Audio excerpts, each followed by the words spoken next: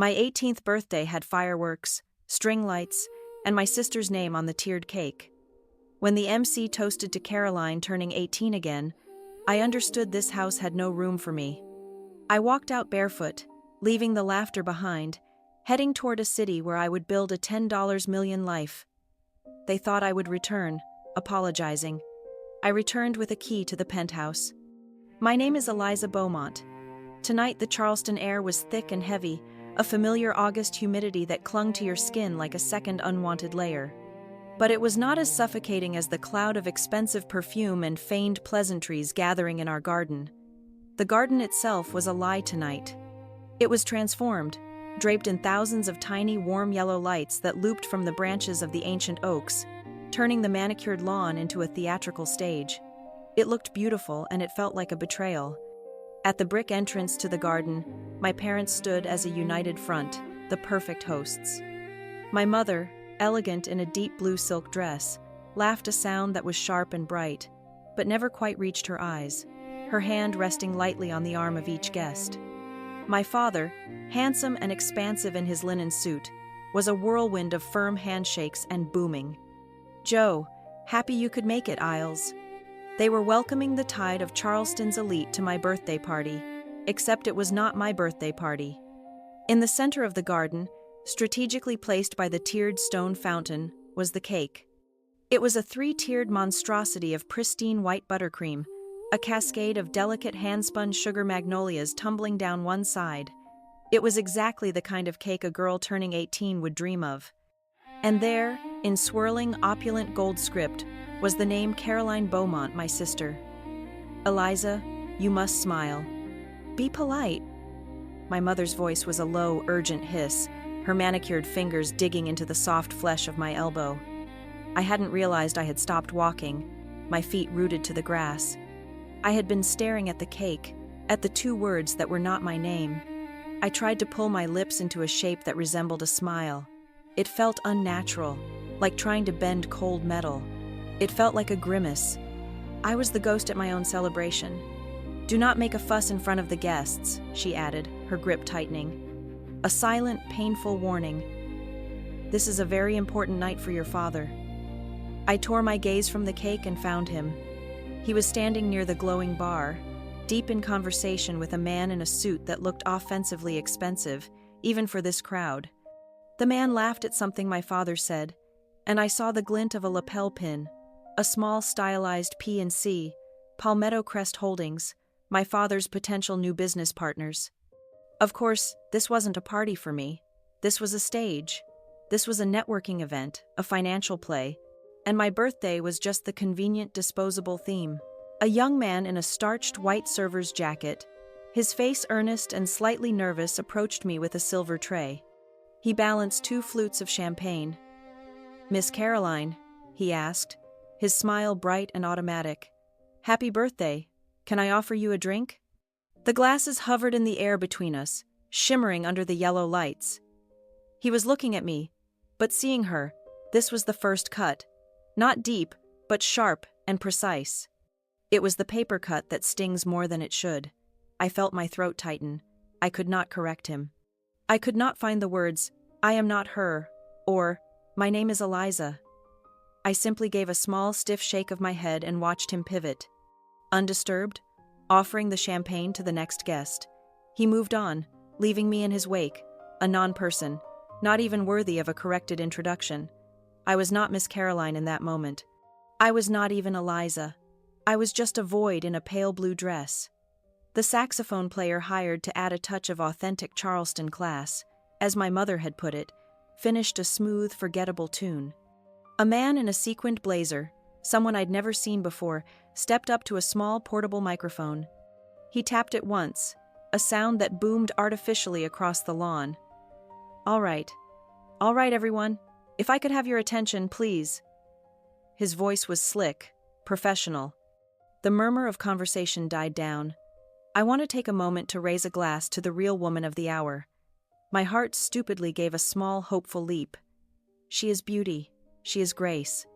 She is our very own Charleston star. Let's give a huge round of applause for the birthday girl. A very happy 18th birthday for the second time to Caroline. The lawn erupted. Applause, laughter, and whistles cut through the humid air. 18th again, Caroline, someone shouted from the crowd. You don't look a day over 20. My sister, who was standing near the MC, positively glowed. She was 21 years old. She preened under the spotlight, blowing a kiss to the crowd. Her laughter, light and careless.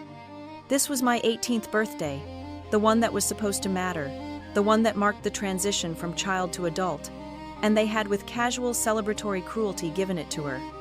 My eyes fell on the small temporary wooden stage set up next to the fountain. It was draped in the same sheer gold-threaded fabric that I had spent 2 long hot afternoons helping the event planners hang. I had climbed a ladder, my fingers rubbed raw from the wire, my back aching. I had done it thinking I was decorating for my party. I had helped them angle the miniature spotlights, believing the warm golden glow was for me. Now those same lights were illuminating my sister, making her the centerpiece of an evening I had helped build. I had quite literally constructed the platform for my own erasure. The realization was a cold, hard stone sinking straight to the pit of my stomach. A sudden, unfamiliar surge of heat prickled my skin. It was rage, pure and sharp. This was not a mistake. This was not a simple, careless oversight. This was a message delivered publicly. This was a choice. I took a step forward. I pushed through a cluster of my father's associates, ignoring their annoyed glances. I did not know what I was going to do. Maybe I would grab the microphone from the sequined man. Maybe I would just stand on that stage and scream until they finally saw me. I just knew I had to shatter the illusion to break the spell. I had barely taken a second step before my mother's hand shot out, her fingers latching onto my wrist like a talon, her nails perfectly manicured, dug into my skin. Eliza, she whispered. Her voice was a razor blade hidden in velvet. Her smile, fixed for the guests, did not waver. Her eyes, however, were fixed on the stage, cold and hard. Do not embarrass everyone. It was not a request. It was an order delivered with the quiet, precise violence she had perfected over a lifetime. The meaning was unmistakable. Your pain, your humiliation, your very existence is secondary to our social standing. Defeated, the rage vanishing as quickly as it had come, replaced by a vast, cold emptiness. I allowed her to push me back. I stumbled, moving out of the main thoroughfare and into the shadows. 2 of Caroline's friends, girls I had known since we were 5, were standing nearby. They were both watching Caroline, who was now telling an animated story to the MC. One of them, her voice a sigh of pure, unadulterated admiration, whispered to the other, God, she just knows how to command a room. She steals the spotlight absolutely everywhere. The other girl giggled. She's a total icon. I wish I had her confidence. They were 2 feet away from me. They spoke as if I were not there. They did not see me. They did not lower their voices. It was as if I was a piece of the architecture, a breathing, silent part of the shrubbery they were standing next to. I could not breathe. The air was too thick, too sweet with the smell of gardenias and the metallic tang of lies. I backed away one careful step at a time until my shoulders hit the rough leafy wall of the hibiscus hedge that lined the edge of our property. The music swelled again. That same saxophone, now playing a smooth, generic cover of a pop song. It mixed with the hollow, brittle sound of forced laughter and the endless, cheerful clinking of glasses. It was the soundtrack to my own disappearance. I stood there hidden in the deep shadows of the leaves, and I watched them, my family, their friends, all these people gathered to celebrate a birthday that was not happening. For a girl who was, and me, the actual birthday girl, the one who had just turned 18, vanishing in plain sight. I turned my head just slightly and caught my own reflection in the dark, cool glass of the French doors that led to the formal dining room. The thousands of party lights turned the glass into a near-perfect, unflattering mirror. I saw a girl in a pale blue dress that they had picked out, a dress I hated, a girl with her dark hair curled and pinned in a way that made her look older, but not like herself. A girl who had spent the last hour being invisible, being told to smile, to be quiet, to not exist. I saw the girl who had spent her summer polishing the family silver, helping to plan the menu, and hanging the lights, all for someone else's party. I looked at the reflection, and for a terrifying second, I did not recognize myself. I pressed my lips together. The taste of the peach-flavored lip gloss they had insisted I wear was suddenly bitter, chemical. "Happy birthday to me," I whispered. The words were so quiet, so small. The humid night air probably dissolved them before they even left my mouth. And that was it. It was not a bolt of lightning. It was a simple, quiet click. The sound of tumblers falling into place inside a lock I did not even know I was trying to open. The anger was gone. The hurt was still there, a dull, familiar ache. But it was overshadowed by a sudden, total, and profound clarity. I was done. My movements were slow, almost dreamlike, but perfectly deliberate. I reached down and unstrapped the silver high-heeled sandals that were already pinching my toes. I held them in one hand, the metal buckles cool against my palm. The grass damp with evening dew was cool and real under my bare feet. I turned my back to the light and the music, and I walked. I did not run. I walked. My steps were steady. I walked past the white catering vans parked discreetly on the side gravel path. I walked past the soft golden glow of the party. I kept waiting for a voice, for a sound, for any acknowledgement of my departure. I waited to hear my mother's sharp hiss. "Eliza, where do you think you are going?"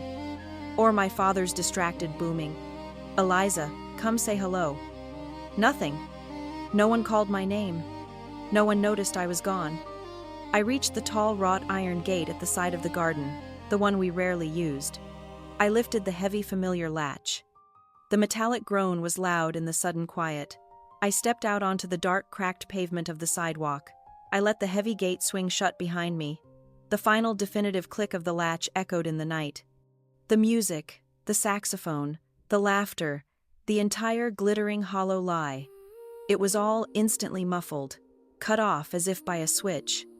It was all swallowed by the thick Charleston night, by the rustle of the wind in the giant oak trees, and by the distant sound of traffic. I was outside. I was 18, and I was never ever going back. I walked. The sidewalk was gritty and uneven, the stones still damp from a brief evening shower. The smell of rain and car exhaust was a sharp, clean antidote to the thick, sweet poison of the gardenias back at the house. My bare feet ached, the gravel biting into my soles, but I did not stop. The silver high heels, the ones my mother had insisted matched the dress, were still clutched in my left hand, a ridiculous, useless weight. When I reached the end of the block, I swung my arm and threw them hard into the deep, dark tangle of a neighbor's overgrown azalea bush. They vanished without a sound. I did not go to the front door. I slipped through the shadows, down the side path to the mudroom. The door was, as always, unlocked. The house was loud. The bass from the music vibrating through the very walls, a steady, muffled pulse. No one heard me. I moved like a ghost up the back staircase, my feet silent on the runner. My room was my own.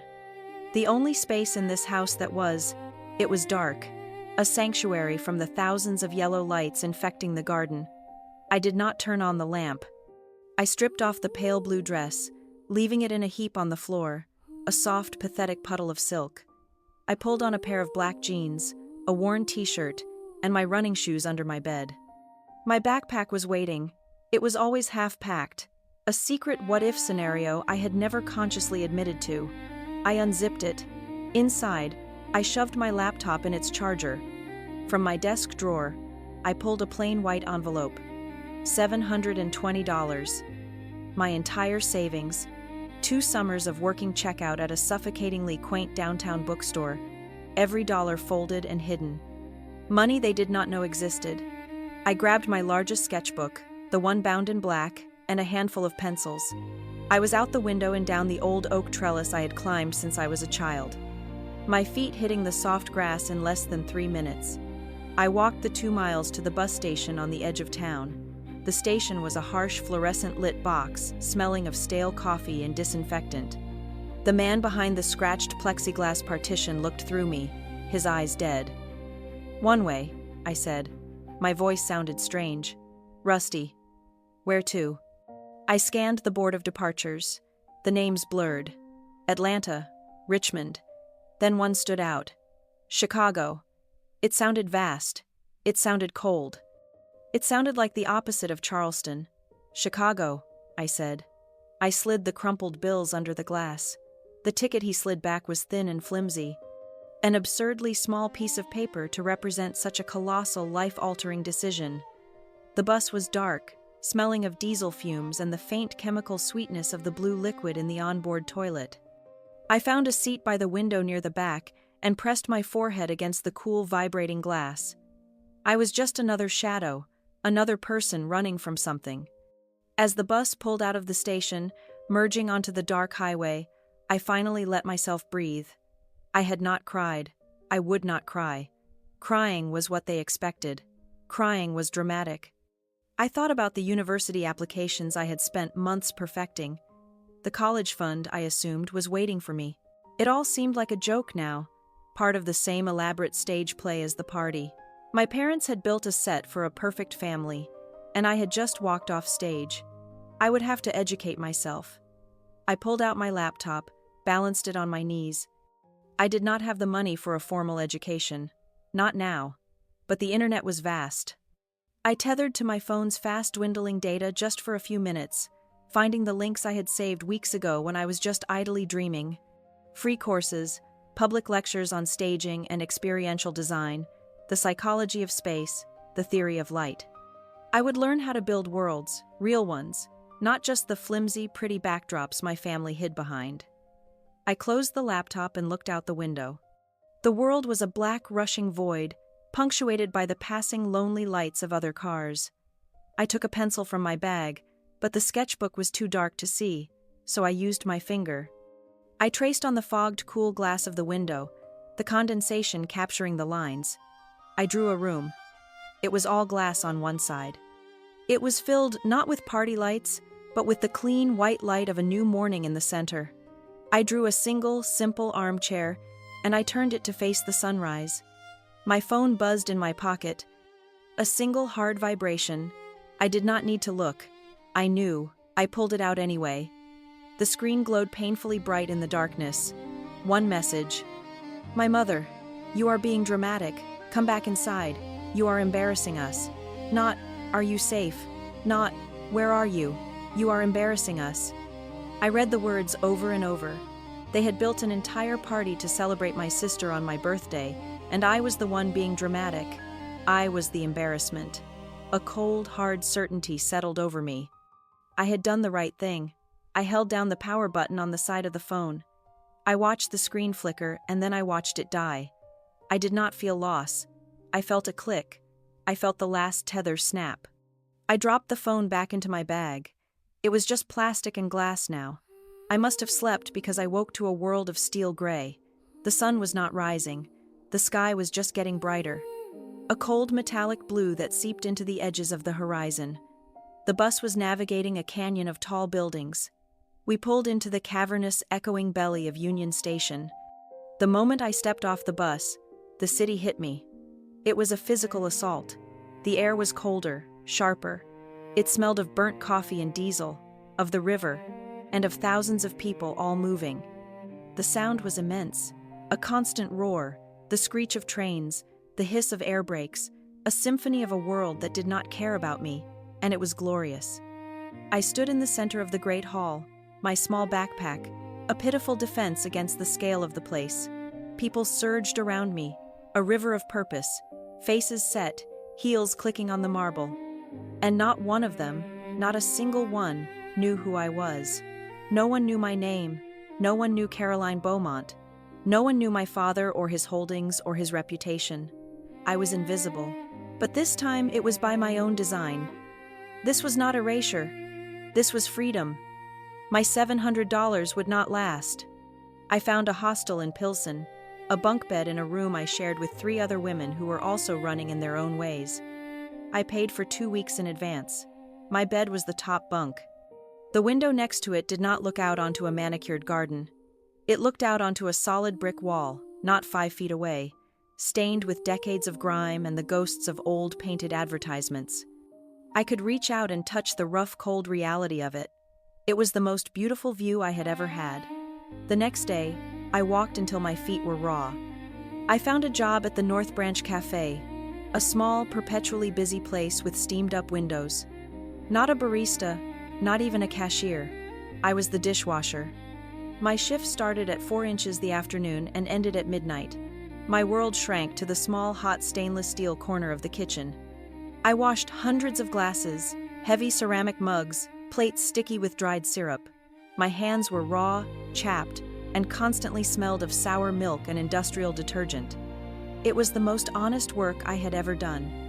My life settled into a rhythm, the rhythm of survival. My nights were for the cafe, for earning the money that paid for my bunk and my instant noodles. My mornings were for my education. I would get home at 0 inches the morning, sleep for 4 hours, and be up at 5 before the city, before my roommates. I would sit in the cramped, cold, communal kitchen, my laptop plugged into the only working outlet, my headphones blocking out the world. I devoured the free online courses. I learned about the way light travels, how a warm light can make a room feel safe, and how a cold blue light can make it feel distant. I learned how the flow of a space, the path of least resistance, dictates how a person moves and feels within it. I was studying the art of making people feel something, of guiding their experience, of making them feel seen. In the afternoons, I would walk. Chicago was a library of discarded things. One evening, dragging my feet back from a long walk, I saw it leaning against a dumpster in an alley, an old 6-paned window frame. The wood splintered, the white paint cracked and peeling, someone else's trash. I hauled it back to the hostel. It was heavy. I hid it under my bunk. For a week, I spent my tips on sandpaper, wood glue, and a small can of dark walnut stain. I worked in the alley behind the hostel, in the fading light of the afternoon. I sanded away the old failed identity. I filled the cracks. I polished the wood until it glowed with a new deep warmth. I hung it on the brick wall opposite my bed. It was not a window. It was a shelf, a promise. One of my roommates, a girl with tired eyes and a kind smile, watched me hang it. "You made that?" she asked. "It was just garbage." "Everything has a second life," I said, running my hand over the smooth, finished wood. "It just needs someone to see it." I looked at the shelf, and then at the brick wall outside my real window. I remembered a promise I had made to myself when I was 15, after Caroline had accidentally destroyed a painting I had spent a month on, and my parents had told me to get over it. I had promised myself in the dark that one day I would build something solid, something true, something that no one ever could erase. I was still 18. I was washing dishes, but I had laid the first stone.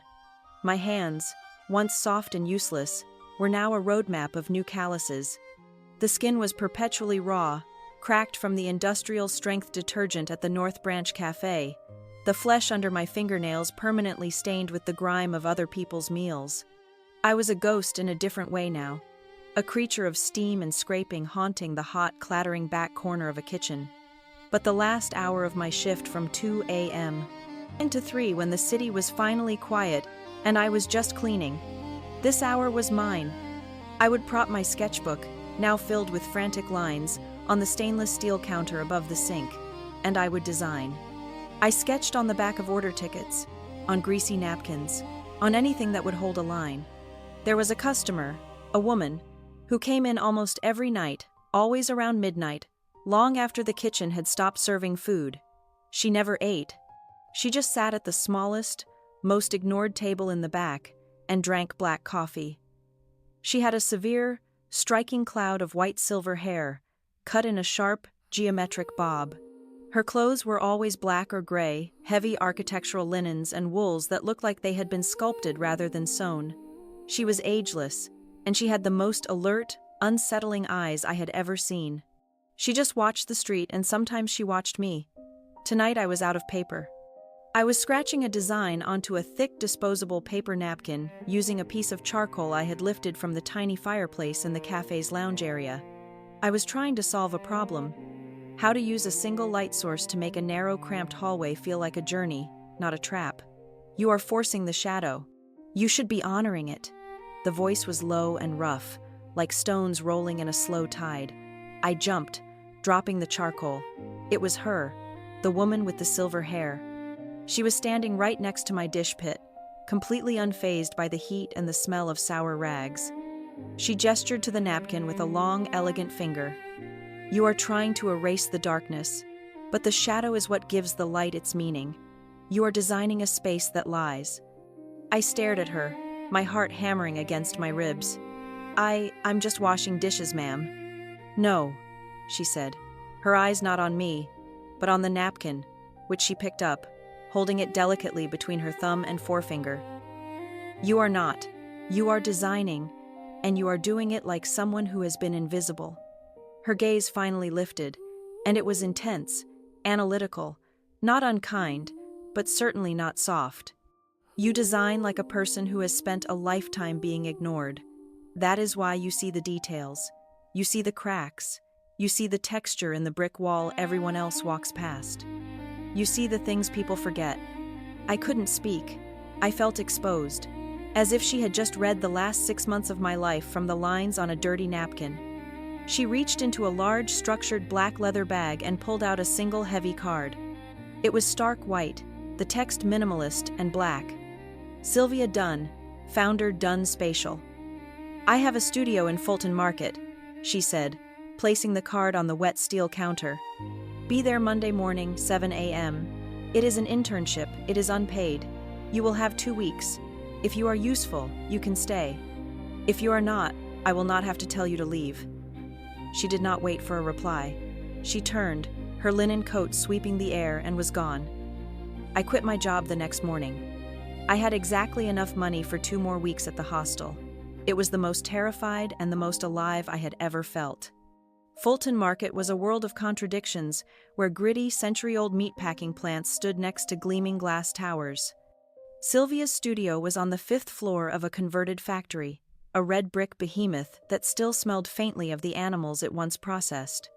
I stepped out of the clattering ancient freight elevator into the single most beautiful room I had ever seen.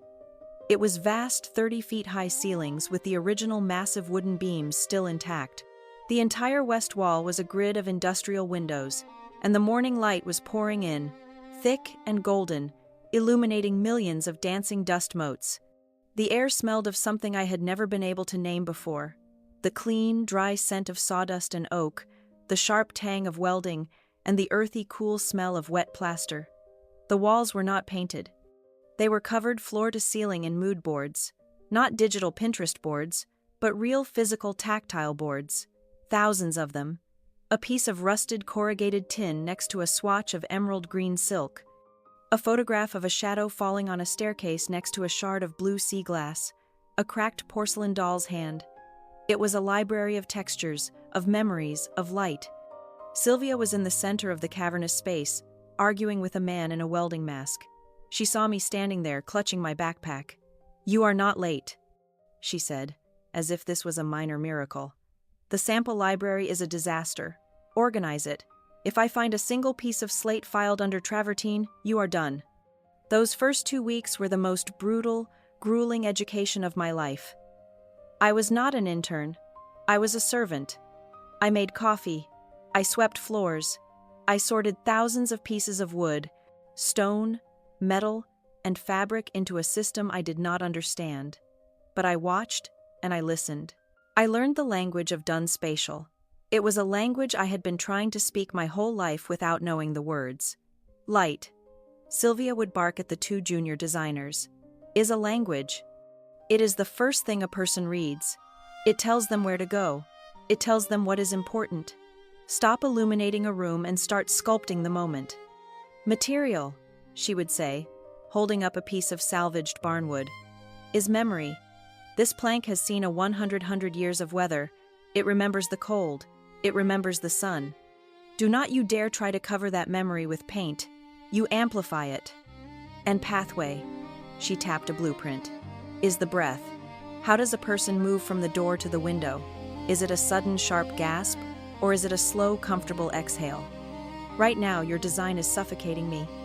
My 2-week unpaid trial came and went. No one told me to leave, so I just kept showing up. I still lived at the hostel, but I spent my nights at the studio.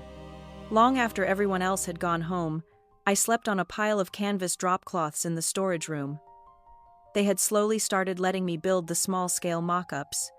We were pitching for a small lobby, a tiny space, and the junior team had designed something safe. Pale woods, soft grays, recessed lighting. It was inoffensive. It was polite. It was everything I had left behind in Charleston. Sylvia stared at the foam core model for a full minute, her silence more terrifying than her anger. "It is safe," she finally said, her voice dripping with contempt. "And safety is invisibility. It is beige. It is forgettable. It is what people who are afraid of being seen produce. We are here to create experiences, not hiding places. We need guts." Her sharp blue eyes landed on me, standing in the corner. "Beaumont, you are quiet. Why do I hate this?" My blood ran cold. The other two designers, men in their late 22s, turned to stare at me. "Because," my voice was a dry croak, "because you are respecting the architecture too much. You are letting the boring rectangular room win." Sylvia's eyebrow twitched. "Explain." "The light," I said, gaining a sliver of confidence. "It comes from that one window at 4 p.m. The sun is going to hit this opposite wall." I pointed to the blank, sad space. "And this design does nothing with it. It ignores it. The path of the sunlight is the most interesting thing in the room, and you've put a beige chair in its way." I walked over to the model. "It needs to catch the light. It needs to hold it." Sylvia stared at me, then, "Fix it." I stayed at the studio for 2 days straight. I slept on the floor. I did not just fix the model. I destroyed it. I tore out the beige chair. I rebuilt the walls. I went into the scrap bin, a place I had spent weeks organizing. I found a pile of rusted, discarded copper pipes. I spent 6 hours polishing, cutting, and soldering them until I had created a new light fixture, something that looked less like a lamp and more like a constellation. I found a box of broken, shattered mirror fragments. I did not throw them away. I meticulously set them one by one into a plaster panel, creating a surface that did not reflect a perfect image, but rather captured the light and shattered it into 1,000 soft, shimmering patterns. When Sylvia came in on the third morning, I was asleep on the concrete floor, my hands covered in plaster and glue. She stood over the new model. She watched the morning light hit the plaster and glass panel, watched the soft, watery reflections dance on the opposite wall. She reached out and touched the copper lamp I had resurrected from the trash. "You did not save this," she said, her voice quiet. "You gave it a new life." She looked at me, my face streaked with dirt. "You stopped being safe." A week later, we were in a meeting with a new important client, a hotel developer. I was in the back of the room, my job to hold the presentation boards and make sure the coffee was hot. The client was skeptical. He was looking at a concept board for the material palette. "This is very raw. That rusted steel, that salvaged wood. It is a risk." Sylvia, in her element, was about to reply, but the client cut her off. He pointed directly at a small, detailed sketch in the corner of the board. A sketch of a bench made from old railway ties and woven brass. "This," the client said, "this is what I am talking about. This is smart. Who came up with this?" My heart stopped. It was my sketch, an idea I had put on her desk in the middle of the night, expecting nothing. I looked at the floor, expecting Sylvia to absorb the compliment, to take the credit. It was her studio. That was the way the world worked. There was a long pause. "That," Sylvia said, her voice clear and strong, was Eliza. She saw the story in the discarded materials. She turned and she looked right at me across the long, expensive table. She gestured for me to step forward. "This is Eliza Beaumont. She is our designer." Our designer, not the intern, not the girl who washes the dishes, not Caroline, our designer.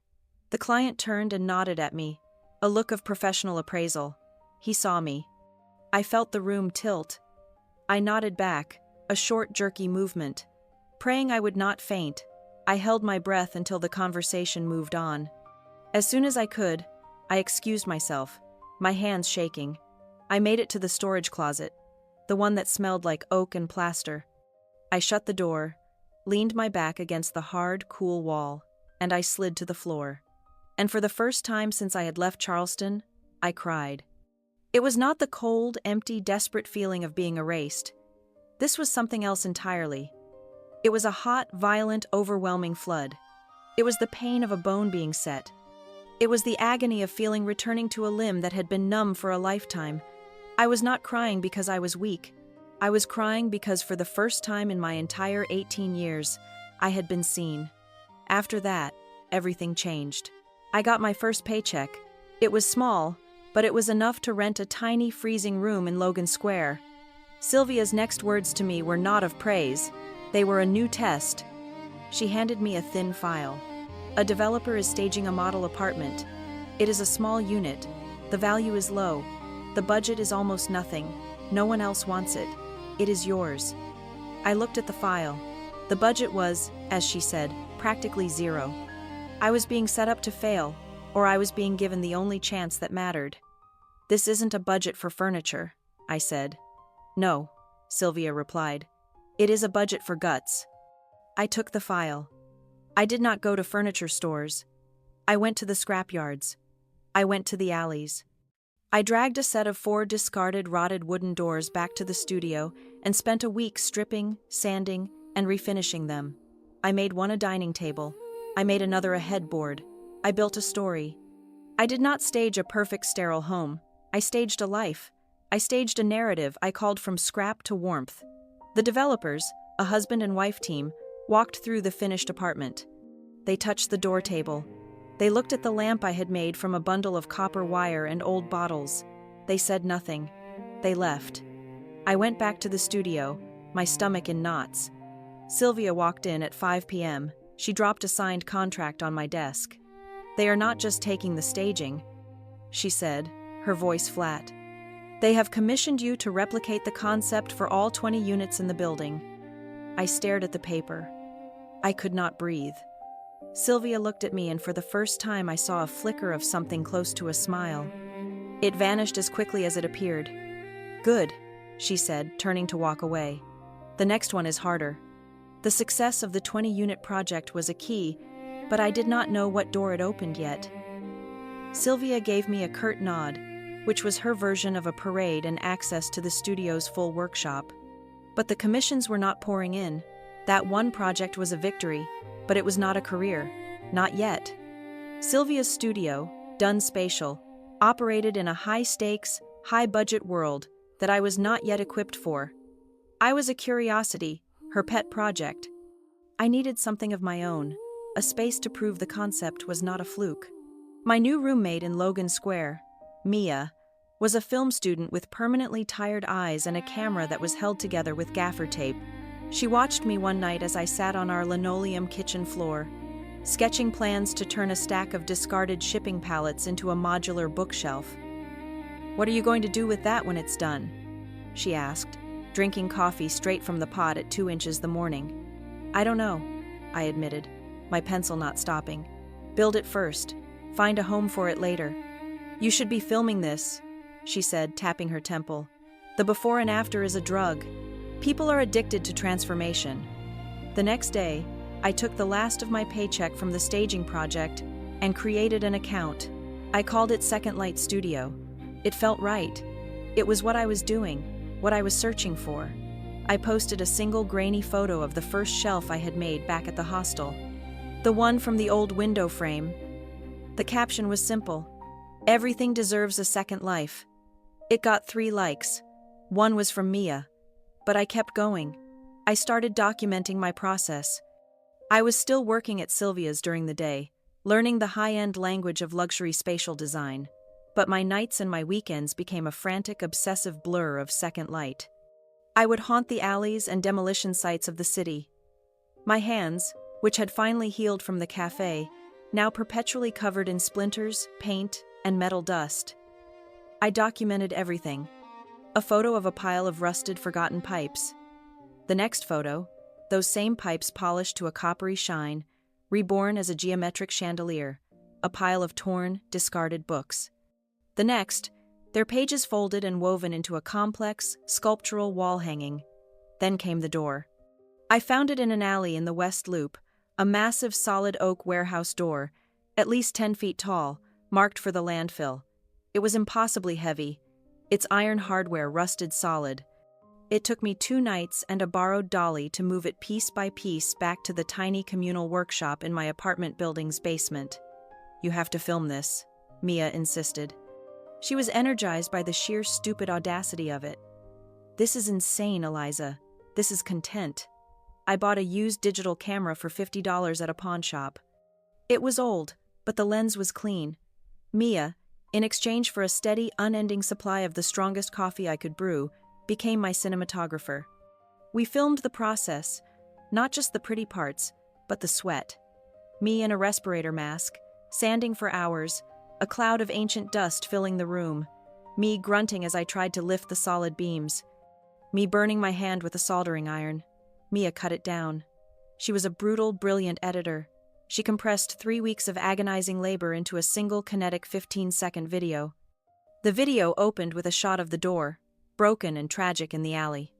Then, a rapid-fire thwack, thwack, thwack of cuts, a saw blade screaming, wood chips flying, my hands stained, dark, the bright blue-white spark of a welder.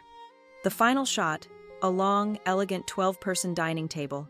The original iron hinges, once rusted, were now polished and reset as structural art.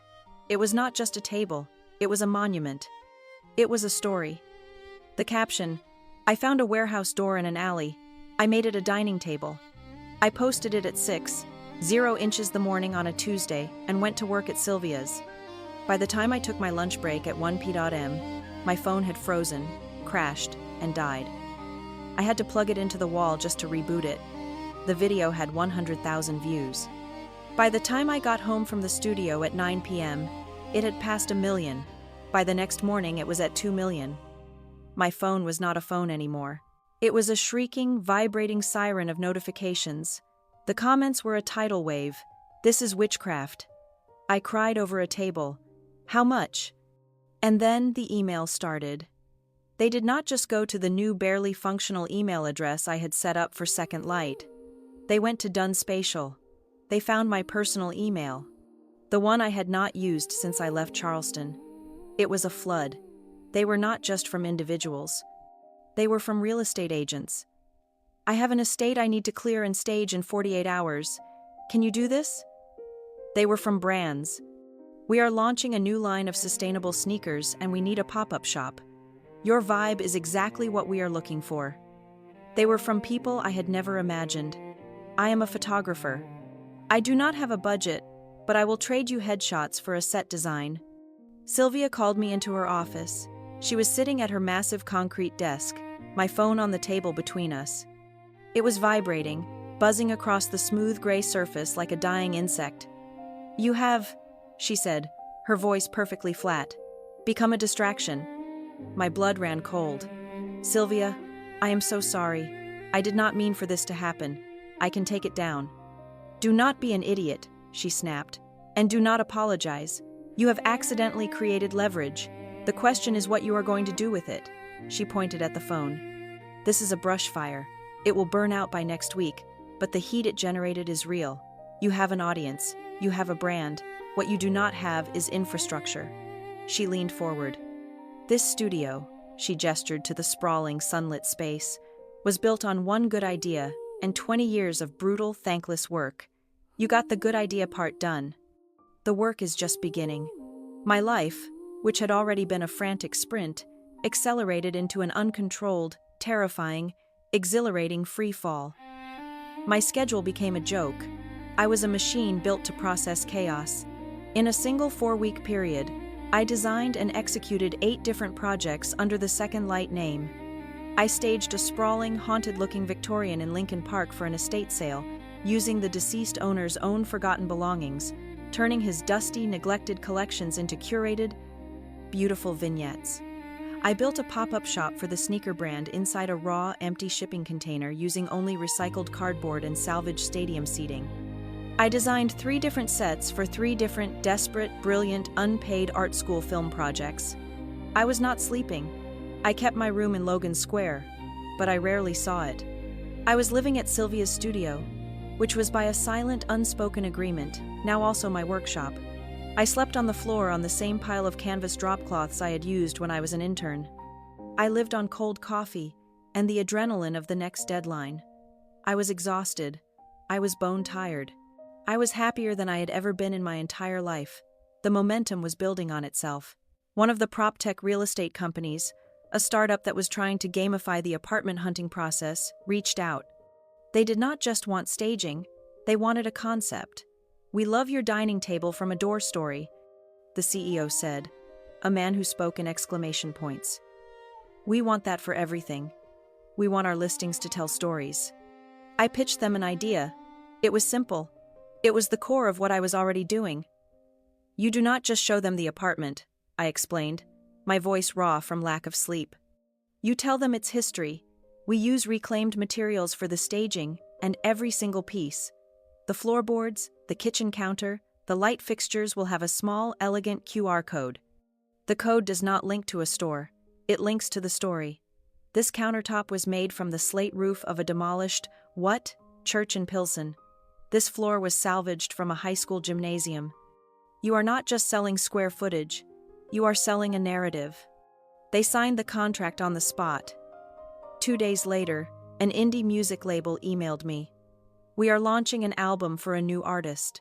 The album is called Echo Chamber.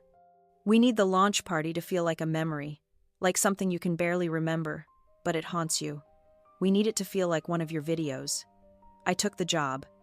I filled a raw, empty gallery space with 25 antique mirrors, all of them sourced from junk shops, their glass fogged and silvering. I hung them at odd, conflicting angles. I did not light the room. I lit the mirrors.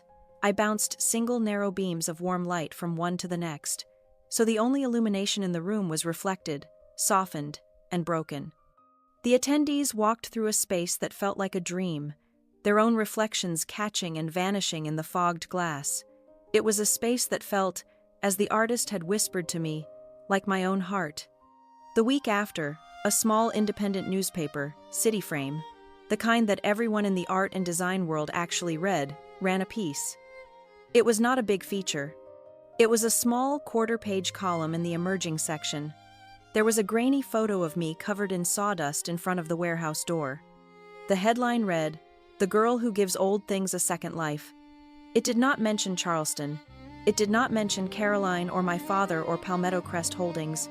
It mentioned my work. It mentioned my ideas. It called me a rising voice in ethical design. It called me Eliza Beaumont. That article changed my relationship with Sylvia's studio. I was no longer an intern. I was no longer just a designer. I was, as she had put it, a distraction, a valuable one. "You are making too much noise," Sylvia told me, handing me a cup of coffee. "You cannot do this kind of work here. My clients are paying for bespoke silence. You are loud. You are sawdust and welding sparks. You need your own space." It felt like I was being fired. "So, I found you one," she said, dropping a set of keys on my desk. "It is in the West Loop. It is a 70-square-meter disaster. The rent is criminal. The lease is in your name. Do not mess it up." It was a 70-square-meter, 750-square-fawn, old garage, a concrete box with one wall of windows that were painted over, but it was mine. I spent my entire QR code project fee on the deposit and the first month's rent. Mia and I spent a weekend scraping the paint off the windows, letting the light in for the first time in what looked like decades. I did not have money for a fancy sign. I bought a sheet of steel from a scrapyard, painstakingly cut the letters out with a grinder, and let it rust for a week on the roof. Then I hung it above the door. Beaumont Atelier. The first thing I did in my new space was pay off my old debts. I sent the last of what I owed to the hostel in Pilsen. I paid Mia in real money for her camera work. And then I took myself to a flea market. I spent an hour walking, just breathing, not looking for materials, not hunting for a project. I found an old, faded photograph. It was a simple black and white snapshot from the 1,950 seconds of a woman I did not know, sitting alone on a beach, smiling at something outside the frame. She looked peaceful. She looked like she was exactly where she was supposed to be. I bought it for $2. I hung it on the wall of my new studio, the only thing on the vast, clean, white-painted brick. It was a promise a reminder of what I was building toward a moment of peace earned and paid for. That night, I was working late, as I always did. The West Loop was quiet at 3:00 the morning. I was sketching, trying to solve a new design problem. The smell of fresh-cut wood and metal filling my studio. And for a second I heard it. That smooth, hollow saxophone from that night in Charleston. That generic, forgettable tune. I froze, my pencil hovering over the paper. The sound was so clear. It was as if the musician was in the room. But it was not real. It was a memory. The sound of my old life.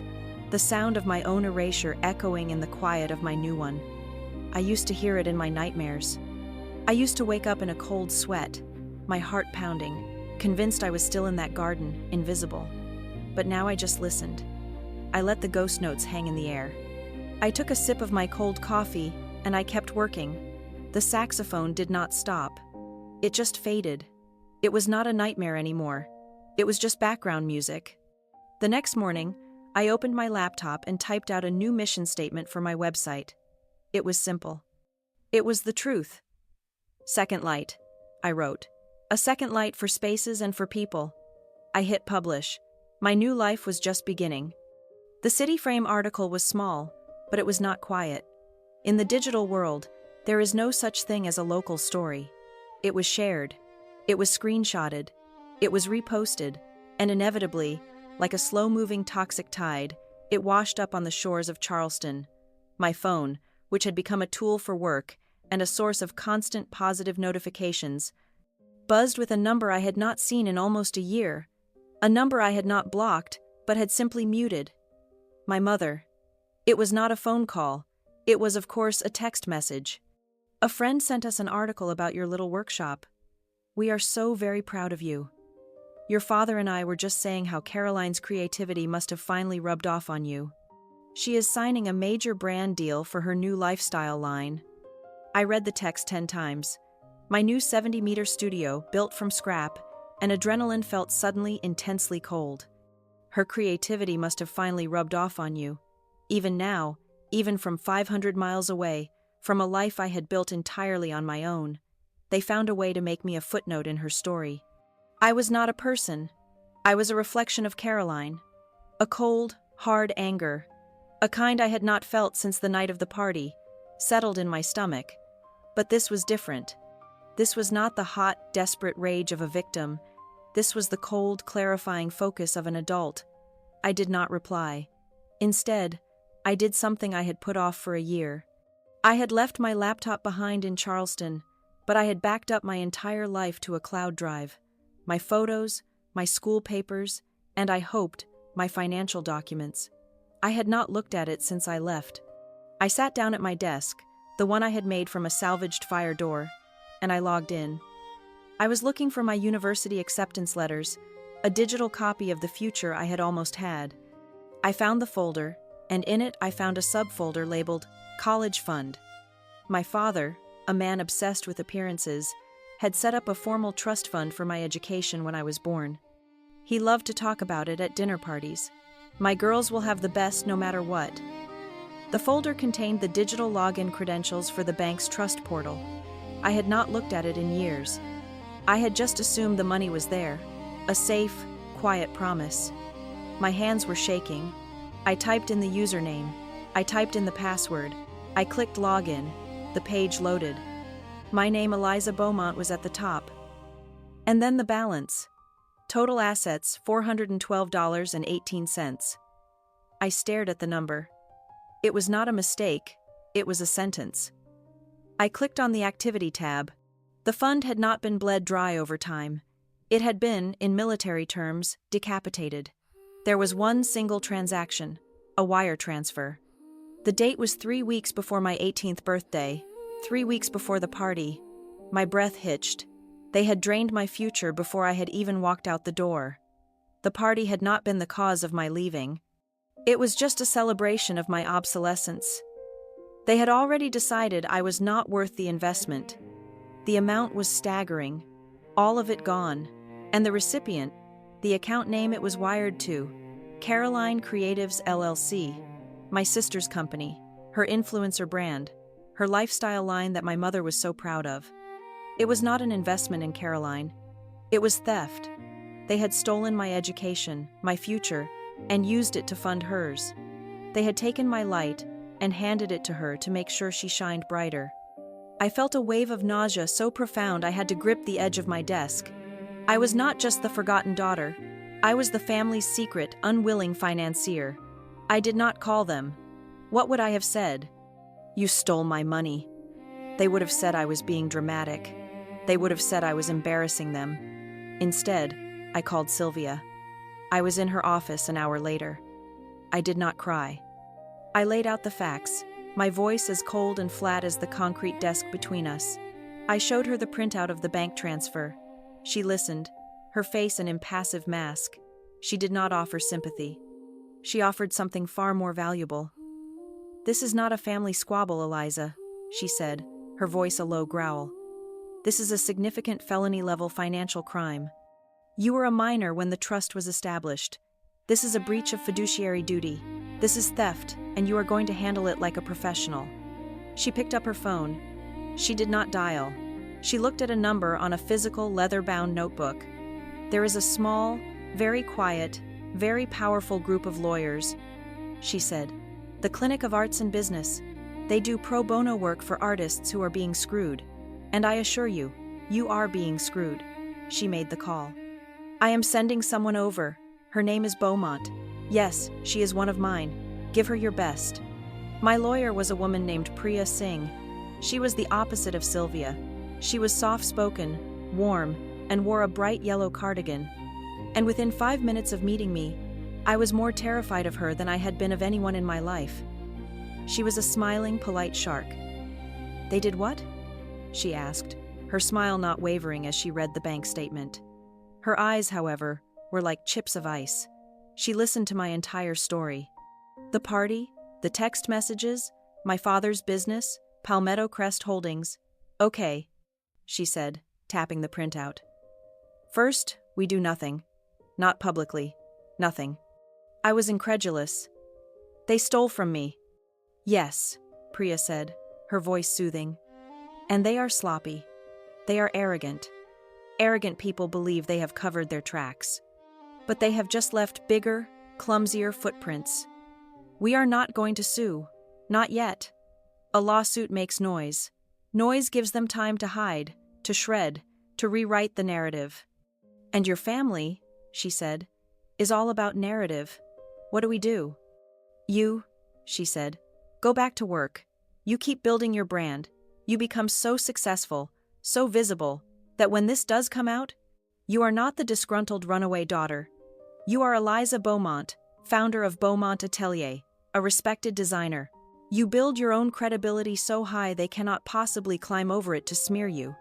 And in the meantime, I will silently, gently begin to gather evidence. We subpoena the bank records. We get the incorporation papers for Caroline Creatives LLC. We find out who authorized that transfer, and we find out if your father had the legal right to do so. And I suspect," she smiled, "he did not." She told me not to contact them, not to reply to their texts, to build a wall of silence. "Let them wonder what you are doing," she said. "Let them get nervous." I left her office feeling like I had a bomb strapped to my chest. I went back to my studio. I went back to work. 2 weeks later, a letter arrived. It was not addressed to Beaumont Atelier. It was addressed by hand to Eliza Beaumont. It was on thick, expensive, cream-colored cardstock. There was no return address. I opened it. The letter inside was a single sheet folded once. The postmark in the top right corner was not from Charleston. It was from Chicago. The letter was not handwritten. It was typed. "We understand you are making a new life for yourself. That is admirable. But digging up the past is messy. It would be a shame for your new partners, your new atelier, to find out you are the kind of person who smears her own family for attention. Families have disagreements. Smart girls handle them privately. A girl as smart as you with such a new fragile business should understand that. Stop digging." I read it 3 times. It was a threat, a polite corporate veiled threat, but it was a threat. I looked at the postmark again. It was a standard Chicago processing stamp, but there was a faint blue secondary mark from the meter. It had been run through a corporate mail meter number. I Googled it. The mail meter was registered to the Chicago satellite office of Palmetto Crest Holdings, my father's new business partners. They had not just stolen my money. They were now actively, threateningly, trying to silence me. This was not a family dispute. This was a conspiracy. That night it was raining. A cold, miserable Chicago rain that turned the streets into black mirrors. I was in my studio. I could not work. I could not sketch. My hands were shaking too hard. So, I did what I knew how to do. I made a mood board, but this was not about materials. I took a huge empty sheet of black foam core, the kind I used for client presentations, and I pinned it to my wall. In the center, I pinned the letter from Palmetto Crest. To the left, I pinned the printout of the bank transfer. To the right, I pinned my mother's text message. I took a white china marker and I started to draw arrows. I drew an arrow from Caroline Creatives LLC to my mother's text, "We are so proud." I drew an arrow from the bank transfer to my father. I drew an arrow from my father to Palmetto Crest Holdings. And then I drew a gay, angry circle around the "stop digging" in the letter, and drew an arrow right back to Palmetto Crest. It was a web money power image. And then I finally understood. I looked at the board at the constellation of my family's betrayal, and I realized Priya was right. They were not scared of me. They were not scared of a lawsuit. They could make a lawsuit go away. They were scared of the story. They were scared of the City Frame article, but with a new headline. Daughter of prominent Charleston businessman, partner at Palmetto Crest, accuses family of theft. They were not scared of losing the money. They were scared of losing their reputation. Their entire world was built on the image of the perfect, successful, philanthropic family. My story, the real one, was a wrecking ball. And the threatening letter, that was not my father. He was a bully, but a lazy one. This was his partners. This was corporate risk management. I was not a daughter. I was a loose end, a liability. A cold, hard, calm settled over me. I stopped shaking. "Okay," I whispered to the empty rain-lashed studio. "You want an image? You want a narrative? I will build one. I would not just be the girl who gives old things a second life. I would be the woman who built a life so strong, so bright, so undeniable that their shadows could not touch it. I would wait. I would let Priya gather the proof, and I would keep building my fortress. Brick by brick, I would let the light, my second light, reveal the truth at the exact perfect moment. I went back to my sketchbook, I turned the page, and I started to design my future. I had been saving every dollar I made. I was still living like a ghost, pouring every cent back into the atelier. I had a file on my laptop, a secret dream. It was a listing, a raw attic space in River North. It was not a penthouse. It was a disaster, a 90-year-old, undeveloped, raw to the studs gabled roof with pigeons and leaks. But the view was the entire Chicago skyline. It was the future. It was for sale. But there was a catch. The building's co-op board was famously difficult. They were only selling the raw space to a buyer who would also win the contract to redesign the building's main lobby and rooftop terrace. It was a package deal. They wanted a statement. They wanted a designer who would elevate the building's entire brand. I looked at my investigation board. I looked at the threatening letter, and I looked at the listing for the raw, broken, beautiful space in the sky. I would not just get the money back. I would not just get justice. I would get everything.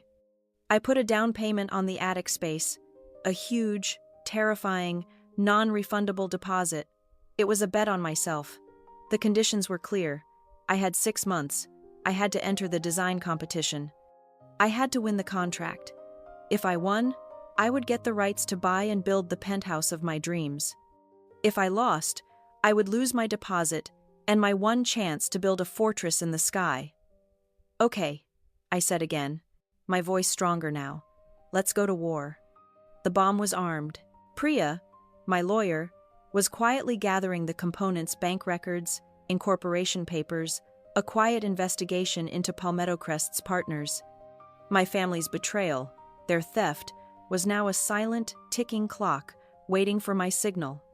But Priya's advice echoed in my studio every single day. Do not move until you are bulletproof. Build your fortress so high they cannot even see the top. The fortress. That was the work.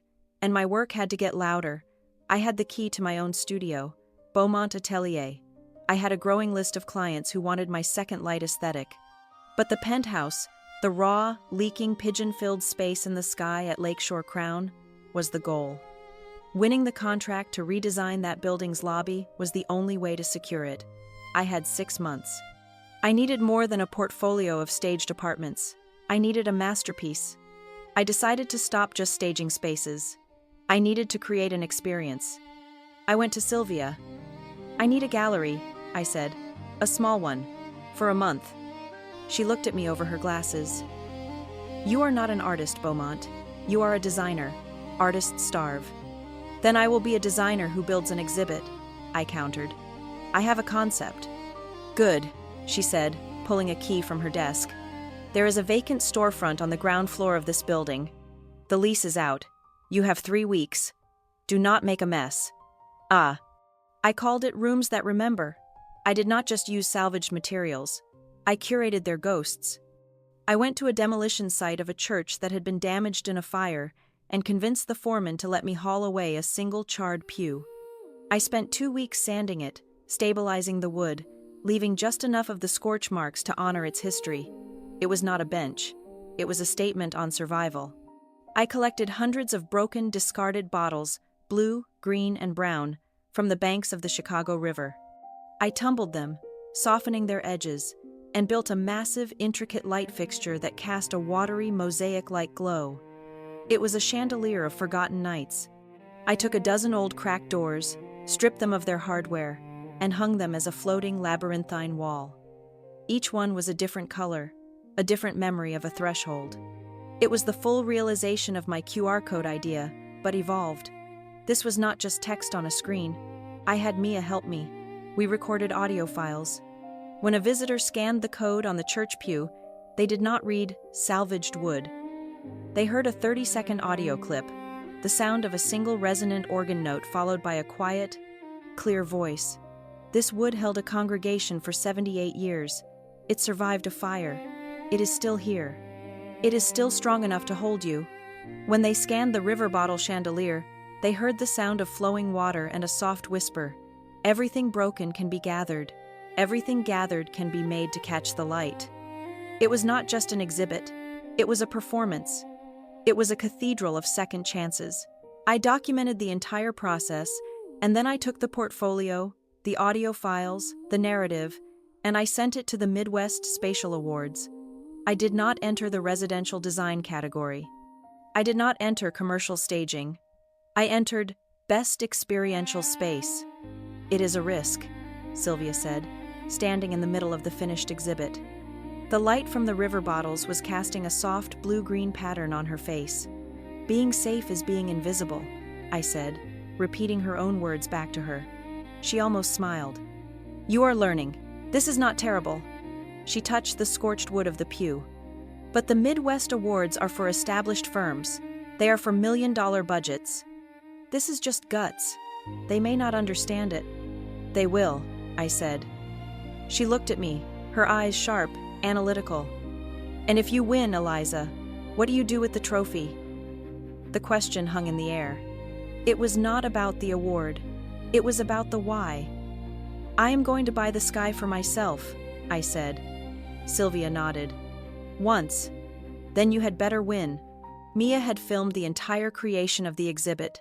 The late nights, the welding, the grinding, the moments of frustration, and the final breathtaking reveal. She cut a new video. This one was not 15 seconds. It was 3 minutes long. She set it to a single haunting cello track. This video was not just about craft. It was about storytelling. It was about healing. It showed me covered in soot, gently sanding the charred pew. It showed me looking through a mountain of broken glass and finding the perfect unbroken bottleneck. The video was slow, poetic, and strangely intimate. It was not about flipping junk. It was about listening to it. We posted it on the Beaumont Atelier account. The dining table video had been a brush fire. This was an avalanche. The first video had made people say, "Wow." This one made people cry. The comments were different. "This is not design. This is therapy. I have been following you for a year, and I just realized your entire page is about healing. It is the craft, but it is the why. Thank you." The video was shared not by design blogs, but by lifestyle coaches, by therapists, by art collectives, by people who just needed a flicker of hope. 2 days later, an email landed in my inbox. "Dear Miss Beaumont, we are the curating team for TEDx Chicago. Your recent video, Rooms That Remember, has deeply moved us. We are struck by the way you use physical space to explore profound emotional narratives. We would be honored if you would consider giving a talk at our upcoming event." My stomach twisted. I read the next line.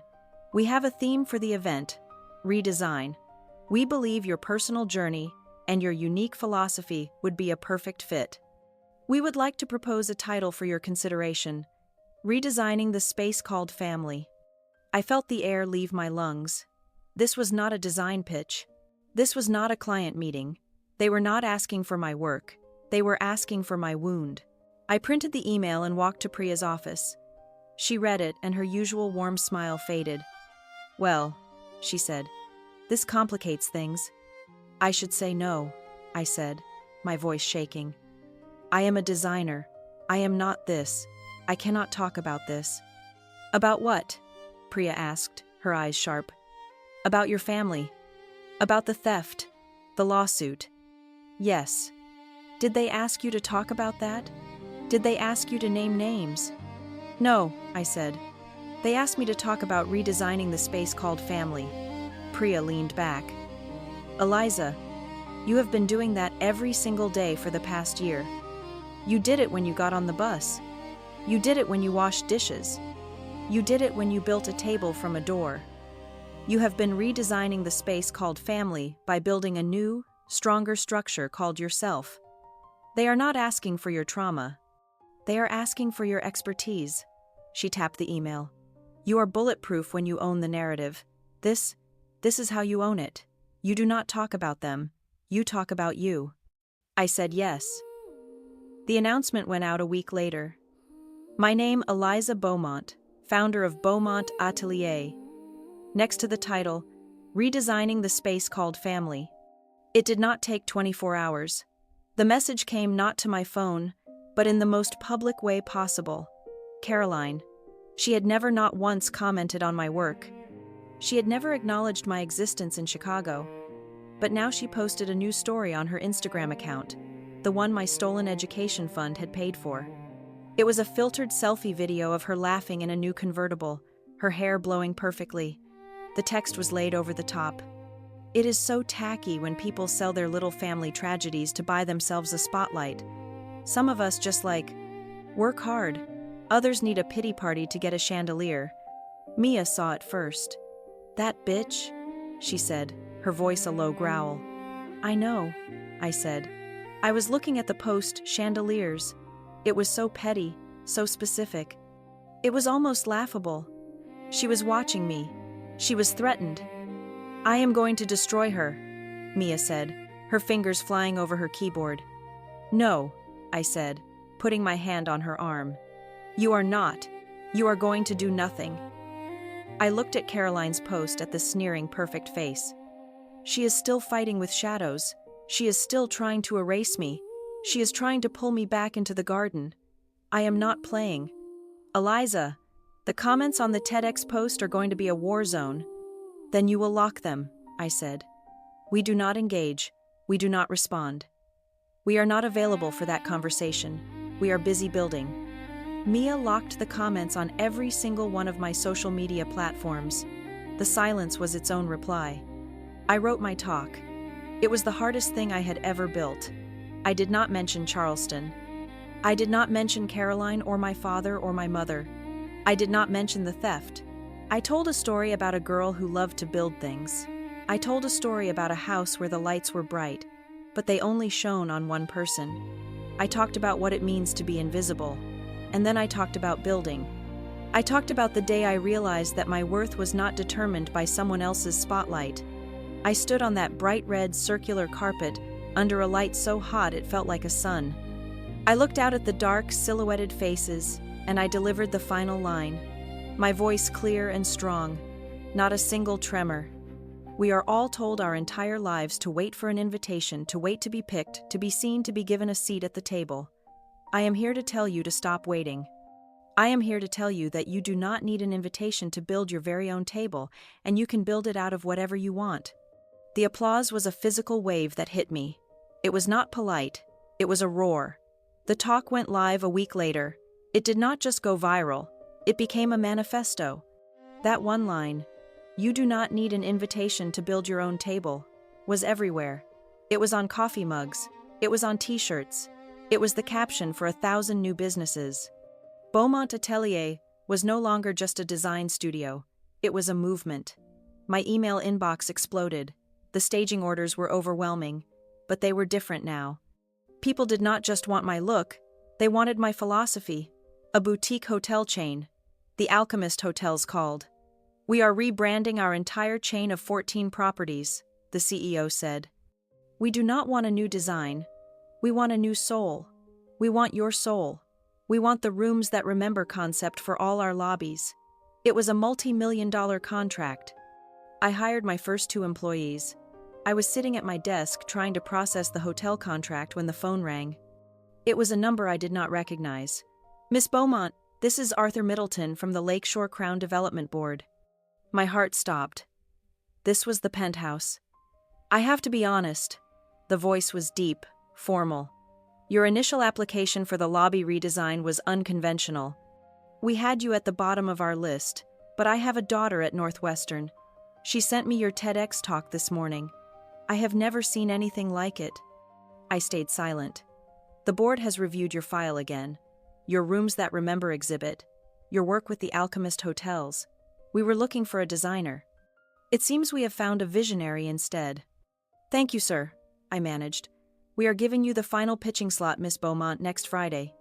You will be presenting against the 2 largest, most established firms in the city. Do not disappoint us." The line clicked. Dead. I hung up the phone. I had 1 week to design the pitch that would win me the sky. I went to my workshop. I cleared the tables. I pulled out my materials. Not wood, not metal, glass. I would build them the centerpiece for my pitch, a model of a massive suspended installation for the lobby. I would build them a cloud made of thousands of pieces of recycled, reclaimed glass. Each one hung on a filament, each one catching the light from the lake. A cloud of second chances, a cloud of light. I would not just show them a design. I would show them their future and mine. My TEDx talk did not just go live. It detonated. The line, "Invisibility has its own sound," became a shared, painful acknowledgement for people I had never met. The talk, my story, was translated into 12 different languages within a week. The quote about building your own table was not just a quote, it was a permission slip. I should have been celebrating. Instead, I was bracing. A spotlight that bright does not just illuminate, it also casts very long, very dark shadows. And my family, I knew, had been living in those shadows, watching. I remembered the night before the talk, the final technical rehearsal.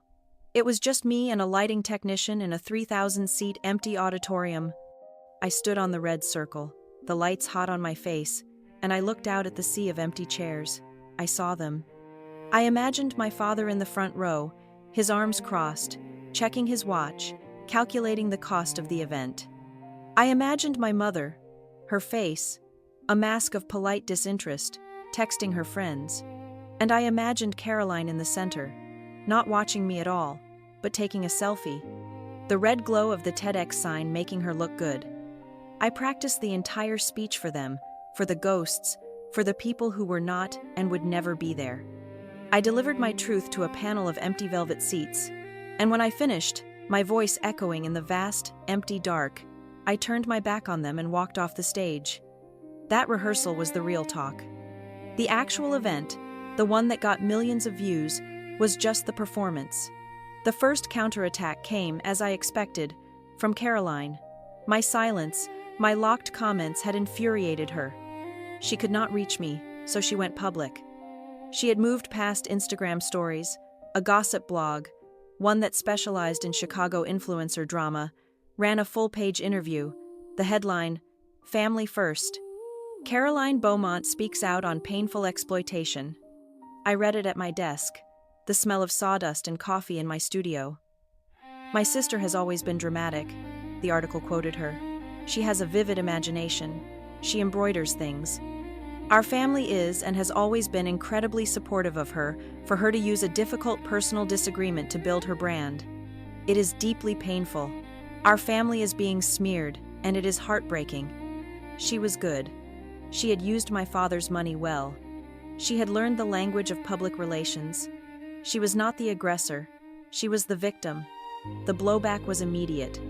The internet, which had canonized me a week before, now cleaved neatly in two. There were the defenders, and there were the accusers. See, I knew something was off. This Eliza Beaumont girl built a career on a lie. Caroline seemed so genuine. This is tragic. The battle raged, not on my feeds, but on Twitter, on Reddit, on the comment sections of the blogs, and then the fallout.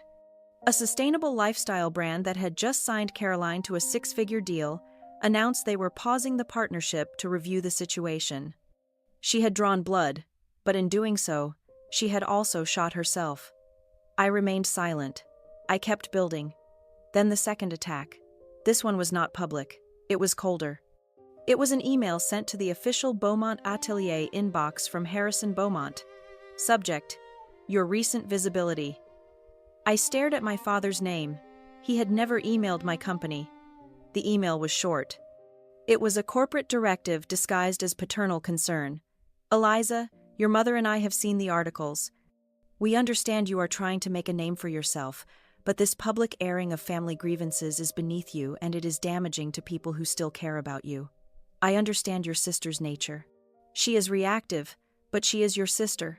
I expect you to be the more mature one. I expect you to concede this fight and make a quiet public statement clarifying that this has all been a misunderstanding.